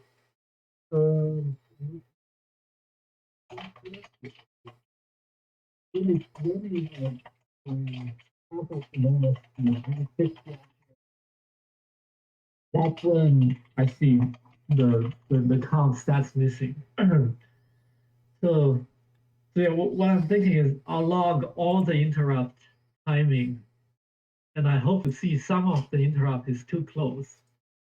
All right, and then maybe I can put kind of a filter to say it's impossible to switch so fast. Well, I mean, it's not going to be an issue with the signal timing itself. There's going to be an issue of you just missing interrupts because the micro is going to be busy doing other things, or depending on what other libraries you have going on, you see, or depending how inefficient that from forgot the vendor, but Doug, you were recommending that vendor. That one is good, like full speed, no missing interrupt. Well, I think I don't know. Maybe the other one is a more powerful motor. It rotates slower. So I have to I have to find out. Yeah. You know, I'm using hardware interrupt, right? My interrupt is triggered off the. That's fine, but if you've got other things going on, like you have your serial port communication going on, and if things are inefficient and you spend time somewhere else inside the interrupt, and meanwhile you get 2 encoder ticks, you're gonna miss one. Well, Chris, if you think the motor's not working, if you the highest. Yeah, if your interrupt routine is simply +1, or yeah, +1. Yeah, my interrupt is just. I mean, this is the very first one I wrote. It's such a simple program then. Yeah. And all I did is, okay, I wire the interrupt to that pin. When I get interrupt at +1. Yeah, I mean, your encoder interrupt routine is probably very small. That's not the issue. I'm more asking, so what else is going on, right? Could there be some other interrupt routine that's spending a lot of time inside your routine? Yeah, probably not. I mean, I didn't have all these other codes in there at the time. That was the first mode I got, and the very only thing I wanted to do is to count the interrupt and those missing interrupts. Yeah, I mean, if you use this library that I just showed you, and you're using an Arduino, you know, I'm registering 3,600 ticks for 2 motors at 100 RPM, so that would be 3,000 or whatever, and it'll count them without missing. So I mean, that's you know, you're asking a lot of an Arduino, so you've got to have the particular library I recommended. I believe has a little bit of assembly code in it to help with that. But you know, just take a look at it, and I mean and to make sure that your interrupt routine is really. I mean, like it should only be 1 line. Mm-hmm. Yeah. Right now it's just counter. I mean. And how do you know you're missing? How do you know you're missing encoder ticks? I'm comparing the 2. Like I've got 2 interrupts hooked up to 2 pins.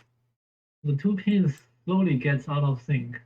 Like one is slightly more than the other, or the other one is less than the other one. But So you're talking about the A and the B line of the encoder, the two Yeah. phases. yeah, they slowly drift apart. I think I was counting maybe like 0.1%. And it doesn't. I mean, yeah. Again, I didn't have this careful logging before, right? So now I should I should have this all the timing. So I'll find out when it misses count. Then another thing that you can is it if you're talking about very inexpensive motors from China, you'll find often that the encoders do drift. Don't even know what all that shit is. Yeah, You mean it does skip one? What? Otherwise, Oh, you mean it literally is not moving together? and you're supposed to maintain a 90-degree difference between the two. Between your A and your B, there should be a 90-degree phase shift. All right. But what you'll see on some of those Chinese motors, they might run somewhere between literally 10 to 45 degrees. All right, depending on the speed and everything. And so you can put this on your. You have an oscilloscope? Yeah. I don't know. Okay, just put it on your oscilloscope and watch. Just run the motor, just let it run, and just watch the phase of the two. And if they start, drifting apart, then it's not your program; it's the motor. You mean it drift apart while running, like literally? Well, during one run, it'll drift. Well, the real danger is that it's around roughly 90, okay? But depending on how they're mounted, the sensors on the encoder, they may not be exactly 90. That's why I like the polarly ones, because the two sensors are integrated on the same sensor. If you understand what I'm saying? The sensor that's mounted on the polarimeters is really two sensors that are in the same pack. And so you don't have to worry about spacing on them. As long as you use the right wheel, encode right wheel, encoder wheel, it'll work. All right. But on a lot of the Chinese motors, you'll see that the Separate Hall effects. we have two different Hall effects, and they might be twisted this way, they might be twisted this way, and might be twisted this way, and so depending on how they're twisted, and the direction you're turning the motor, you can get different phase shift instead of the ideal 90. In fact, you can often just twist one a little bit and tune it in to get the proper phase shift. All right, but if you're looking at it and on the scope and you're seeing, say, 30 degrees, the problem you run into is that occasionally, so let's say this is 30 degrees, and they're kind of drifting like this, and occasionally they go like this. Okay? And then, or instead of a nice square wave, you get a hump. Yeah. Like half a sine wave or something. Nice. I'm just saying that that's it. I played with the cheap motors trying to keep robot costs down for people starting off. And I never was able to, in my opinion, find totally reliable motors. And, the ones that so right now there's two motors that I could recommend. One is the $7.50 motor from DF Robot, which is plastic, and it looks like the little yellow plastic robots, except it's got an encoder on it. That seems to be pretty good, even though it should suffer from these same issues because it's got two Hall effects sensors that are sitting out there. But my experience has been at least they're kind of in the right spot. All right. And the other one is Pololu motors. Yeah. The Pololu ones, you've got three different kind of Hall effect encoders as accessories, and there's also an optical effect encoder available. So I don't know if those are too expensive or not, but those motors, you know, they're not very powerful. Well, they're, you know, you can hear them happening. You can get on any encoders on any motor they make. So Yeah, yeah. And I think the biggest motor they make is their 37 millimeter, Oh, that's right. which is pretty big. Yeah, that's right. And for simplicity, I recommend the magnetic, the Hall effect encoders over the optical encoders because if you think about it, an optical encoder is the slot passes by the sensor. So here's the sensor head. As the slot passes by it, you start at this point where it's just like your line follower. You got half of a sensor. Now you got 3/4 of a sensor. Now you got a quarter. Now whole sensor. Now you got half a sensor. So what you really end up with is a sine wave, as shape, half sine wave shape, as opposed to a square wave. Where on the magnetic, the Hall effects, when they go by, it just goes ka-chunk. You know, you're like you're either on or you're off. Yeah. There's none of them. It may have distortions built in. Now, in theory, I think the optical sensors, if they're properly constructed, which like in a printer or something like that, they can probably they can run faster than we would be interested in. Higher resolution. They can run in higher resolution because it's easier to make an optical sensor. You can make narrow spaces and lines. So as long as you put it through, say, like a comparator or something, you can pick out a square wave out of the rounded wave. But if you just got an encoder and they don't have those comparators built in, you'll find that it's a soft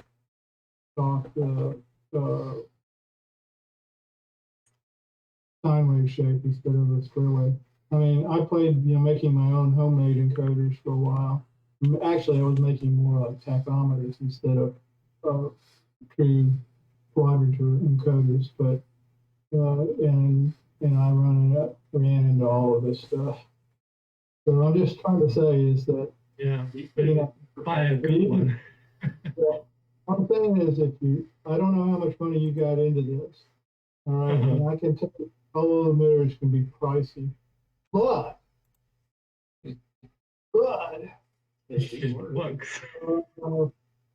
What is it? Dark Friday? No. Come on. Give me Black Friday. Yeah. Black Friday sometime. They often run their motors at 40 to 50% off. They'll probably, at least in the past, this year I think with the pandemic, they've been pretty well hit pretty hard. But I can tell you that in the past, their Black Saturday or Black Friday sale, it lasts all weekend, and it is usually really good. If there's anything there that you want at their site, that's the time to buy it. Even if just something to think about. If you get to the point where you're saying these motors are crap and I don't want to screw with them anymore, what is the Black Saturday? November 20 something. Yeah, I hope someone in the group can remind everyone to look into the motor sales or the. I guess it's November 27th. Isn't it the day after Thanksgiving? Yeah. It's always. It's always day after Thanksgiving. That's November 27th this year. Yeah. So it's a month away. Good idea. Well, I'm just saying is, I would continue to play with the motors you have, but if you find out they're just not worth the trouble, cut your losses. Or Cyber Tuesday, or is it Cyber Monday? No, it's Cyber Monday. Monday. That's after New Year's, right? Yeah, I agree. No, that's the what happens after Black Friday. Oh, yeah, but I don't think Polo only has a Black Friday one. Well, and Doug, you made a good point, though, is that, a couple of them, and I would heartily endorse the Polo motors as well. But they have been, and they on their website they've been making all sorts of things about how they've been hit really hard by the pandemic, and actually, sending them some business would probably be a good thing. I'm happy to support them as a company, and if I need some motors and I can help them out by buying some motors, I'll buy some motors from them because their motors and their encoders are really good. Yeah, It'd be terrible if they went out of business. that's true. I made an improvement this year too. You know, they deal with Chinese companies and they order. It's like those mini lathes. You can get a cheap mini lathe, or you can get one that looks exactly like a cheap mini lathe, but it's got, you know, different bearings and different tolerances and everything, and it costs twice as much. And when you look at them, they're the same machine, but the one that costs as much is going to be a lot less trouble in the end. But they've just put what is when the gears are not, they're not spur gears, they're where the Yeah, it's just called a helical gear. helical gear. Yeah, they put them in this last year. A So helical the motors have actually gotten better. Yeah. Quieter. Yep. And that was the other thing I was going to say. If you're trying to turn the output shaft of your gearbox, chances are the gearing in that is so extreme that you're going to find it very hard to do. You might be able to do it with a wheel on it, okay? But if you're just trying to turn the shaft, it's going to be tough. I see. Yeah. I see what you mean. Yeah, but you right. I can took put that the shaft gearbox off. off, Yeah. Right. Yeah. Yeah, I and took you the couldn't shaft. turn the motor shaft. How did the pinion gear look? Did it look okay? You mean how did say again, please? On the end of the motor, when you took the gearbox off, on the motor shaft, there should have been a little gear. Yeah, a very tiny gear right All at right. the axe. Did it look good? I mean, did it look like it was not damaged in any way? Looks fine. I mean, all the teeth are there, as far as I saw. That's a good thing. Yeah. I'm not ready in the software yet, so I'll just play with the software, waiting for that fourth one coming in, so I have the balanced wheel set.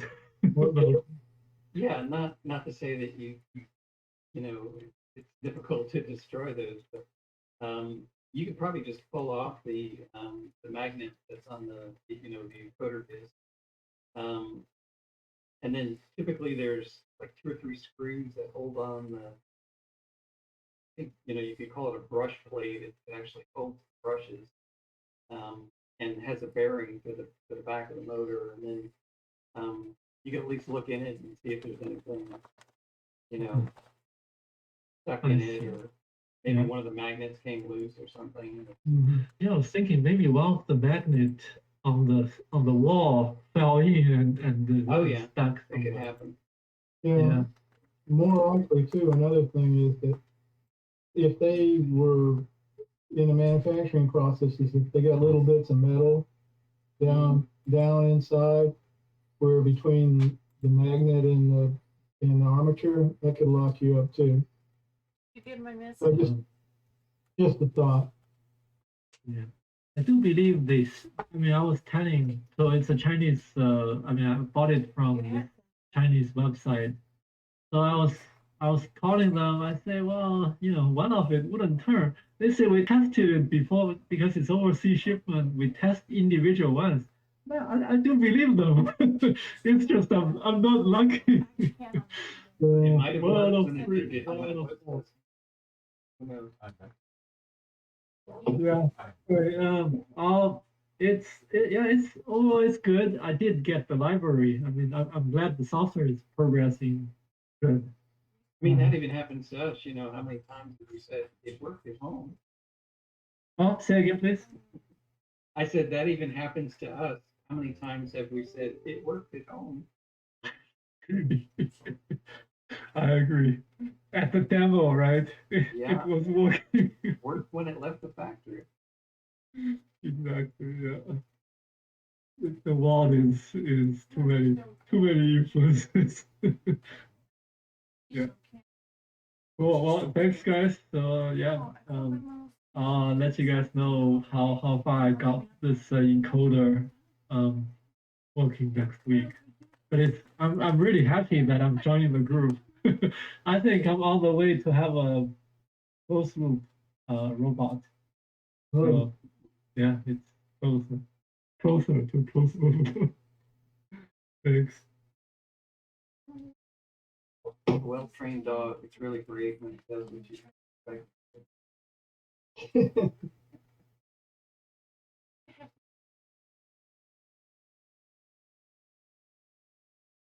Good, Will.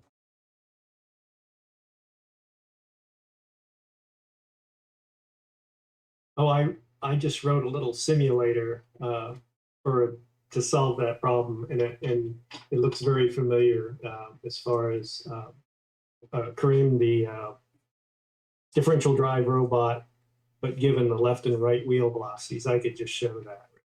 But Okay. won't suck up time, I hope. They'll go away. Oh no, we have time. At least some of us don't have to get back. Anyway, Based on my clock, we have at least about 20 minutes before New Zealand will say, I have to get to work. So. I was supposed to be at work 15 minutes ago. So can you see my screen right there with my mouse and the little circle? And then, oh yeah, okay, now I see it over. I don't have my screen set up the right so I can see. Oh, anyway, so I wrote a little simulator just because in the interest of not having a 1,000-line program. Anyway, the transformation, or what you need to do is if you want a forward velocity and a turn rate, what you do is you can calculate the tricky one is probably the heading. And you do that with an arctan, and you figure out how far, based on your differential. Here's your differential wheel speed here. Oh, by the way, so this is the velocity of the left wheel, velocity of the right wheel. And our turn rate is just simply, we can draw a little triangle, and the Y, or the vertical part of the triangle, is this right minus left, which is our differential speed, integrated by our time step dt. This is now a distance, and then over the wheel separation. So we kind of got, I'll just use this the coordinate axis. So this would be our differential wheel travel, and then this is the spacing between the wheels, makes a triangle, and that gives you this angle, or the arctangent. This distance over this distance is the arctangent of that angle. So you can get that angle. And that angle is useful because that angle tells us how much our heading has changed in one time step. Anyway, the end result is, for the line following simulator, if you want to give a wheel speed left and right, then you just simply use these two lines right here in the simulator if I've done it right.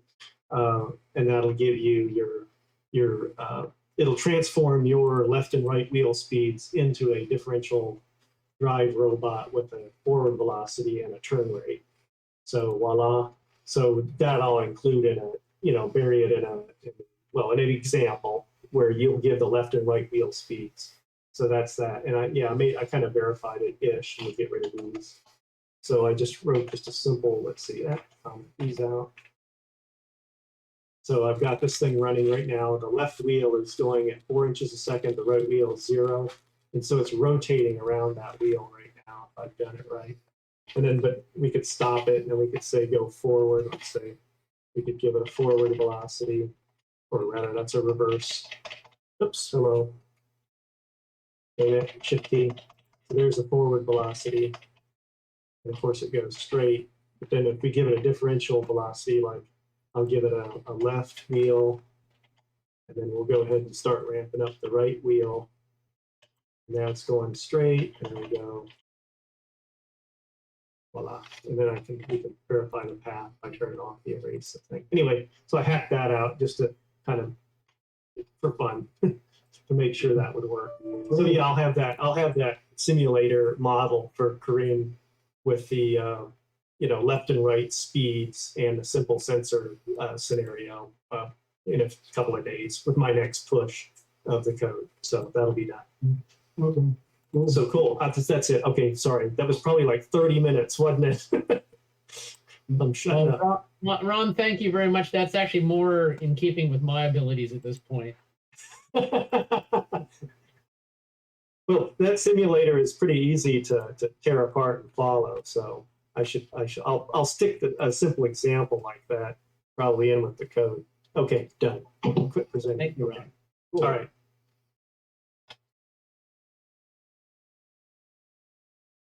Yeah, just wonder, is everybody working from home nowadays? I have for the past 40 years. I never left them. I never know, a few times. You're used to it.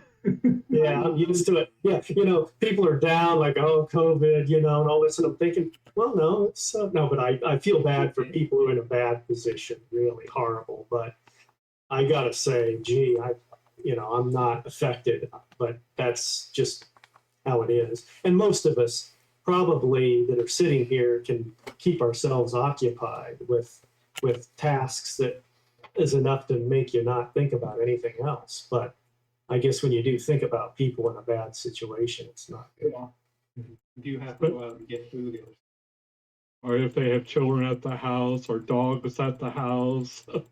Yeah. I've had, because I personally rather be at the office, but you're right. I'm doing right now at the house. And I find that in ways I don't seem to get as much done at the house or house-wise. It's like, I don't seem to have more time. I have less time, but that's just my viewpoint. Now we don't have to structure it too much. I think Southwest Airlines was saying the work from home is until 2021, like December 2021. So I'm like, wow. Yeah, but I think Southwest is also selling middle seats again. Yeah, it's starting December this year. Mm. Yeah, but it's proven low risk. Yeah, I think right now Delta and Southwest is the only two airlines domestically not selling middle seat. But I mean, it's extra cost. So, and it's losing. I mean, the airlines are losing money. So you have to say why American Airlines, United sell seats earlier is because they don't want to spend that extra cost. This seat per mile, that's money. We have profit packaging. Yeah. I think Hawaii was, encouraging people to travel there. I think they were saying you didn't have to quarantine 2 weeks when you got there. Yeah. Depend on tourist dollars. Well, it's sort of interesting, this situation. If you think about it, if it helps to promote technology that allows us to do this kind of thing, but, and help improve and push that technology. And I do like the idea if you have a decent environment at home, if you can be isolated from, you're able to focus. And obviously, I've had to learn how to do that since all my professional career, at least in engineering. We won't talk about catboarding. That's just a weird thing. But all my engineering career stuff, I've had to learn how to do what I do. And if it comes down to it, I shift my days and nights around to escape other realities or demands, just to force myself into where I work and keep up, because distraction can be a tough thing if you have kids or whatever, cats, that sort of thing, dogs. So what is catboarding? Oh, I did that for 7 years. Yeah, my sister-in-law was making really good money doing that. So my now ex-wife, it ruined the marriage. Anyway, we went off on this thing, and I was just going to help. And so yeah, I built 140 kennels. I did that part. But then you get sucked into all the other things. So for 7 years, we ran a business. And I would constantly try to keep my engineering skills going because I didn't want to be just grooming cats. So I learned Delphi and things like that during that time. It was probably a partial waste of time, but But at the end of it, had a business we sold, and and that kept me floating for about 5 or 6 years. So that was great. So I enjoy taking little retirements here and there. And I work probably about 30 to 50% of the time, maybe not that much.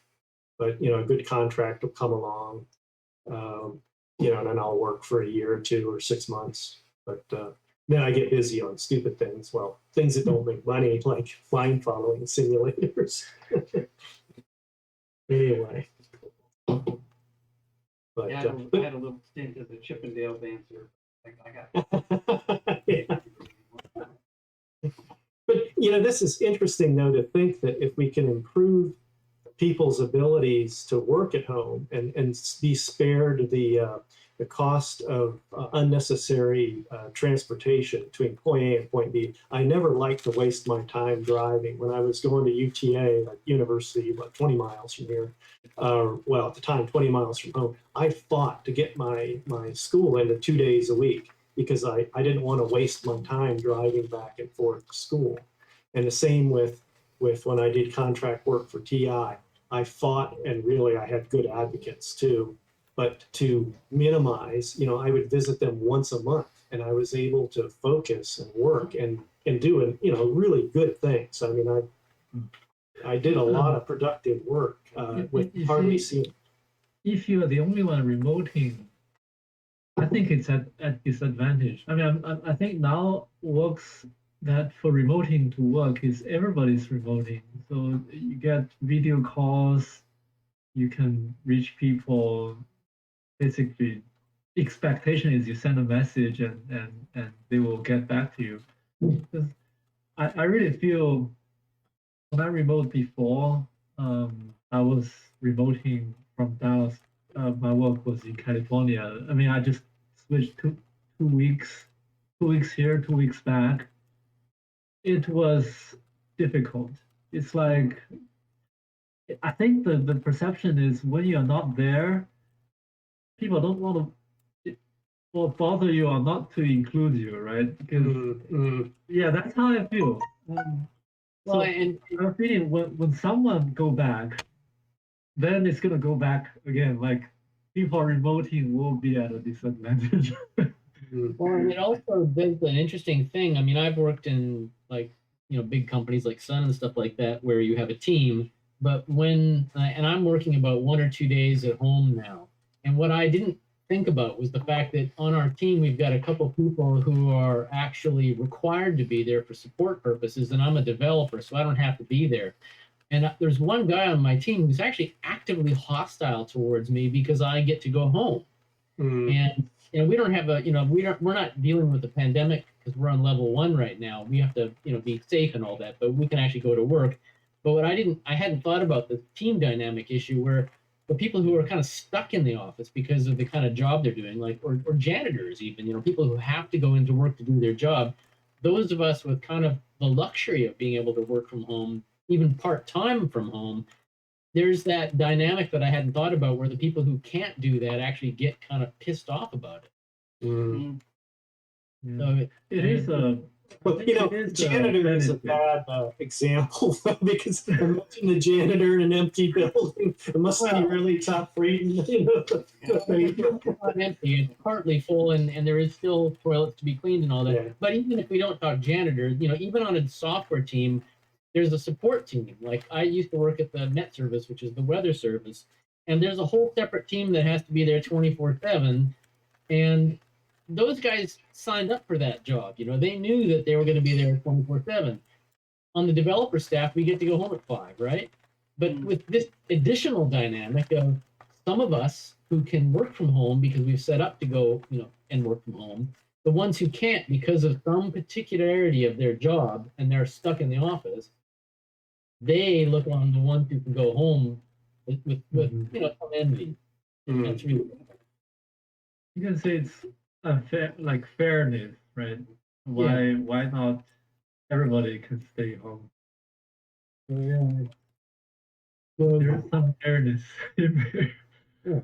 I won't give you details, but I know of a situation where a company who was doing some stuff at home beforehand, but now is doing quite a bit everything from basically non-office. And they're finding some advantages to it too. One is now when they hire somebody new, it doesn't have to be out of the local pool of engineers.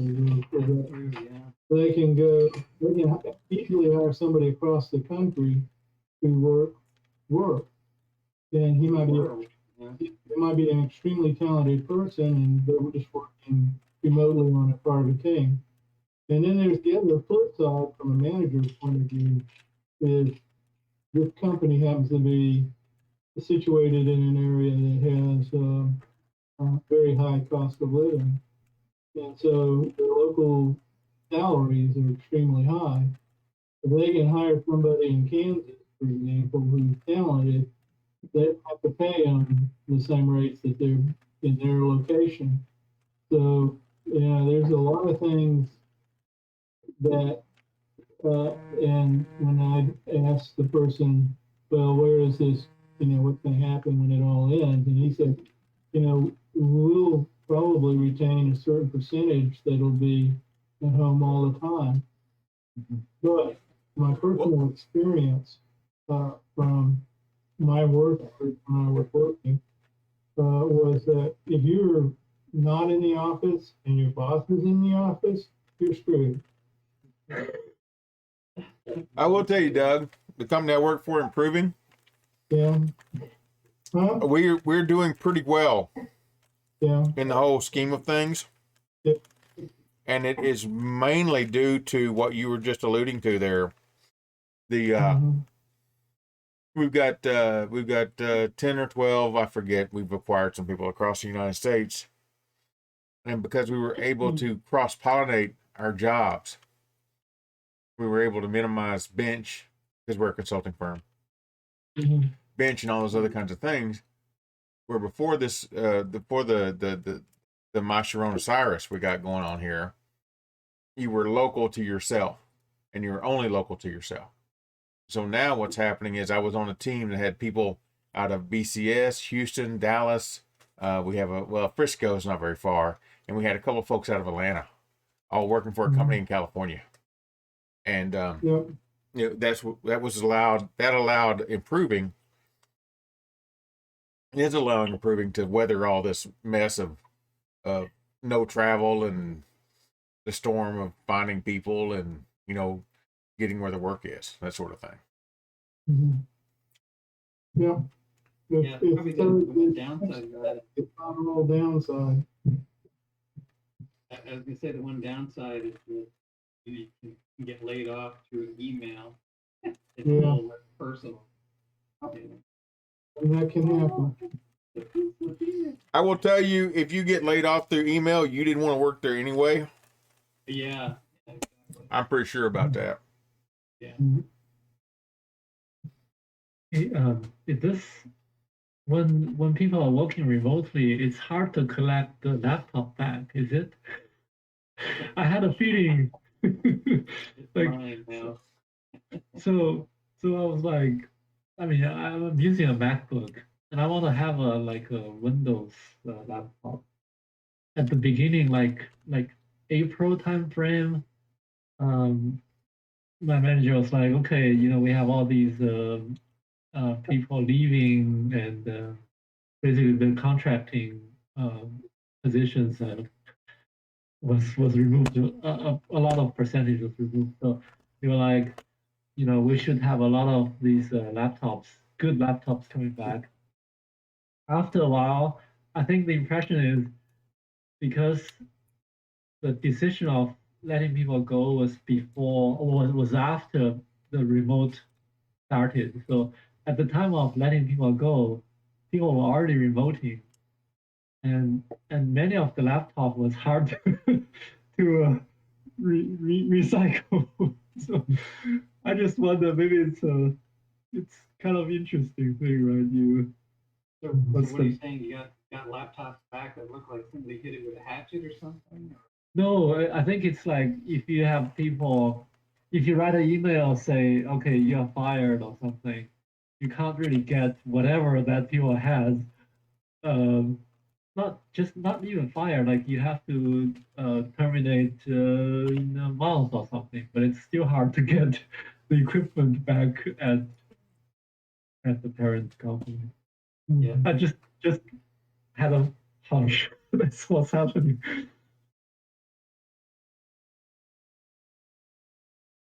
They consider the laptop part of their severance pay. Maybe, yeah.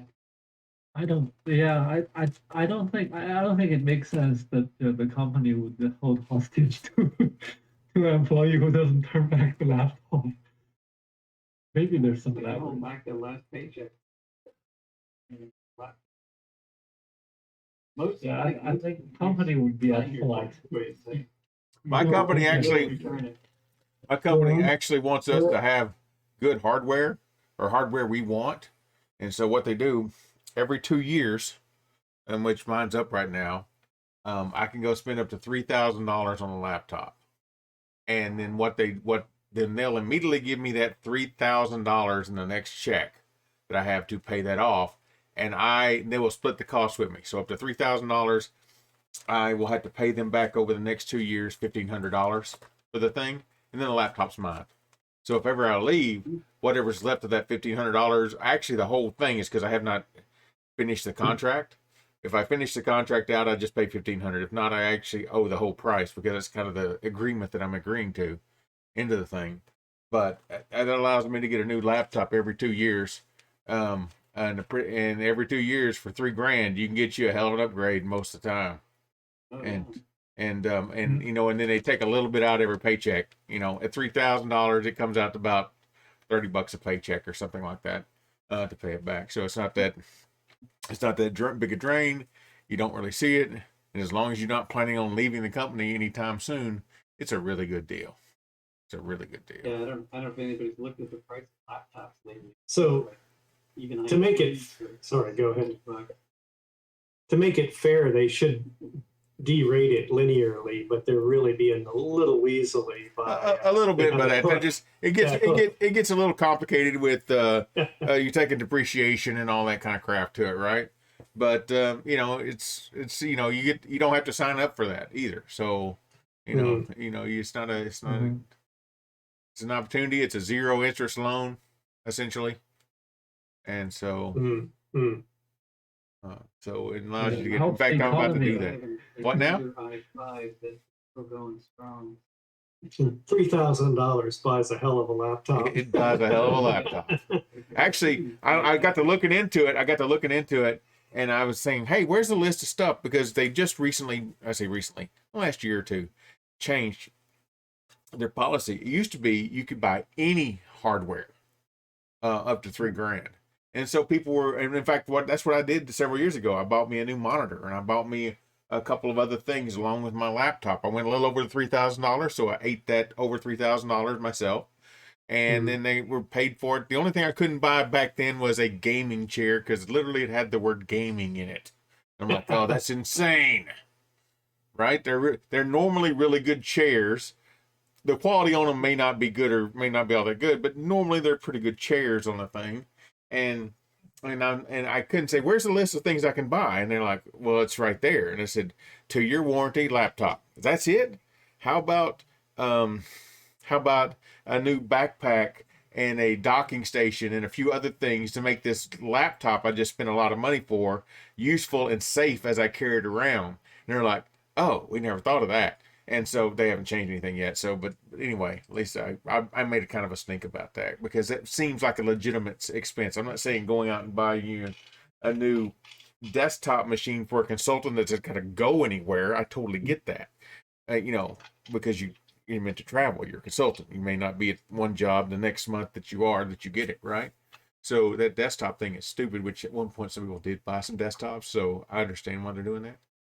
But it's just one of those kind of things. It's like, it's if you want this thing to be safe, hence the 2-year warranty, by the way, why don't you put a list on there that if I don't spend all $3,000 on my laptop, I can spend $200 or $300 on a nice padded bag and a docking station for when I'm in the office and a few other things like that. And maybe a backup drive so I can back the damn thing up. Who knows? That might come important to doing laptop stuff, But yeah, I got the deer in the headlight look when I started bringing all that stuff up. I think I'm gonna take off. All right. Have a good one, guys. I could probably do as well. Yeah, me too. I think I better crash out. Yeah, I was going to say it's about 10. So Yeah. All right. Fine. Cool. Well, then I'm gonna stop recording here. Good talking to you again. Yeah. Thanks, everybody. so Harold, you'll stop the tape and that.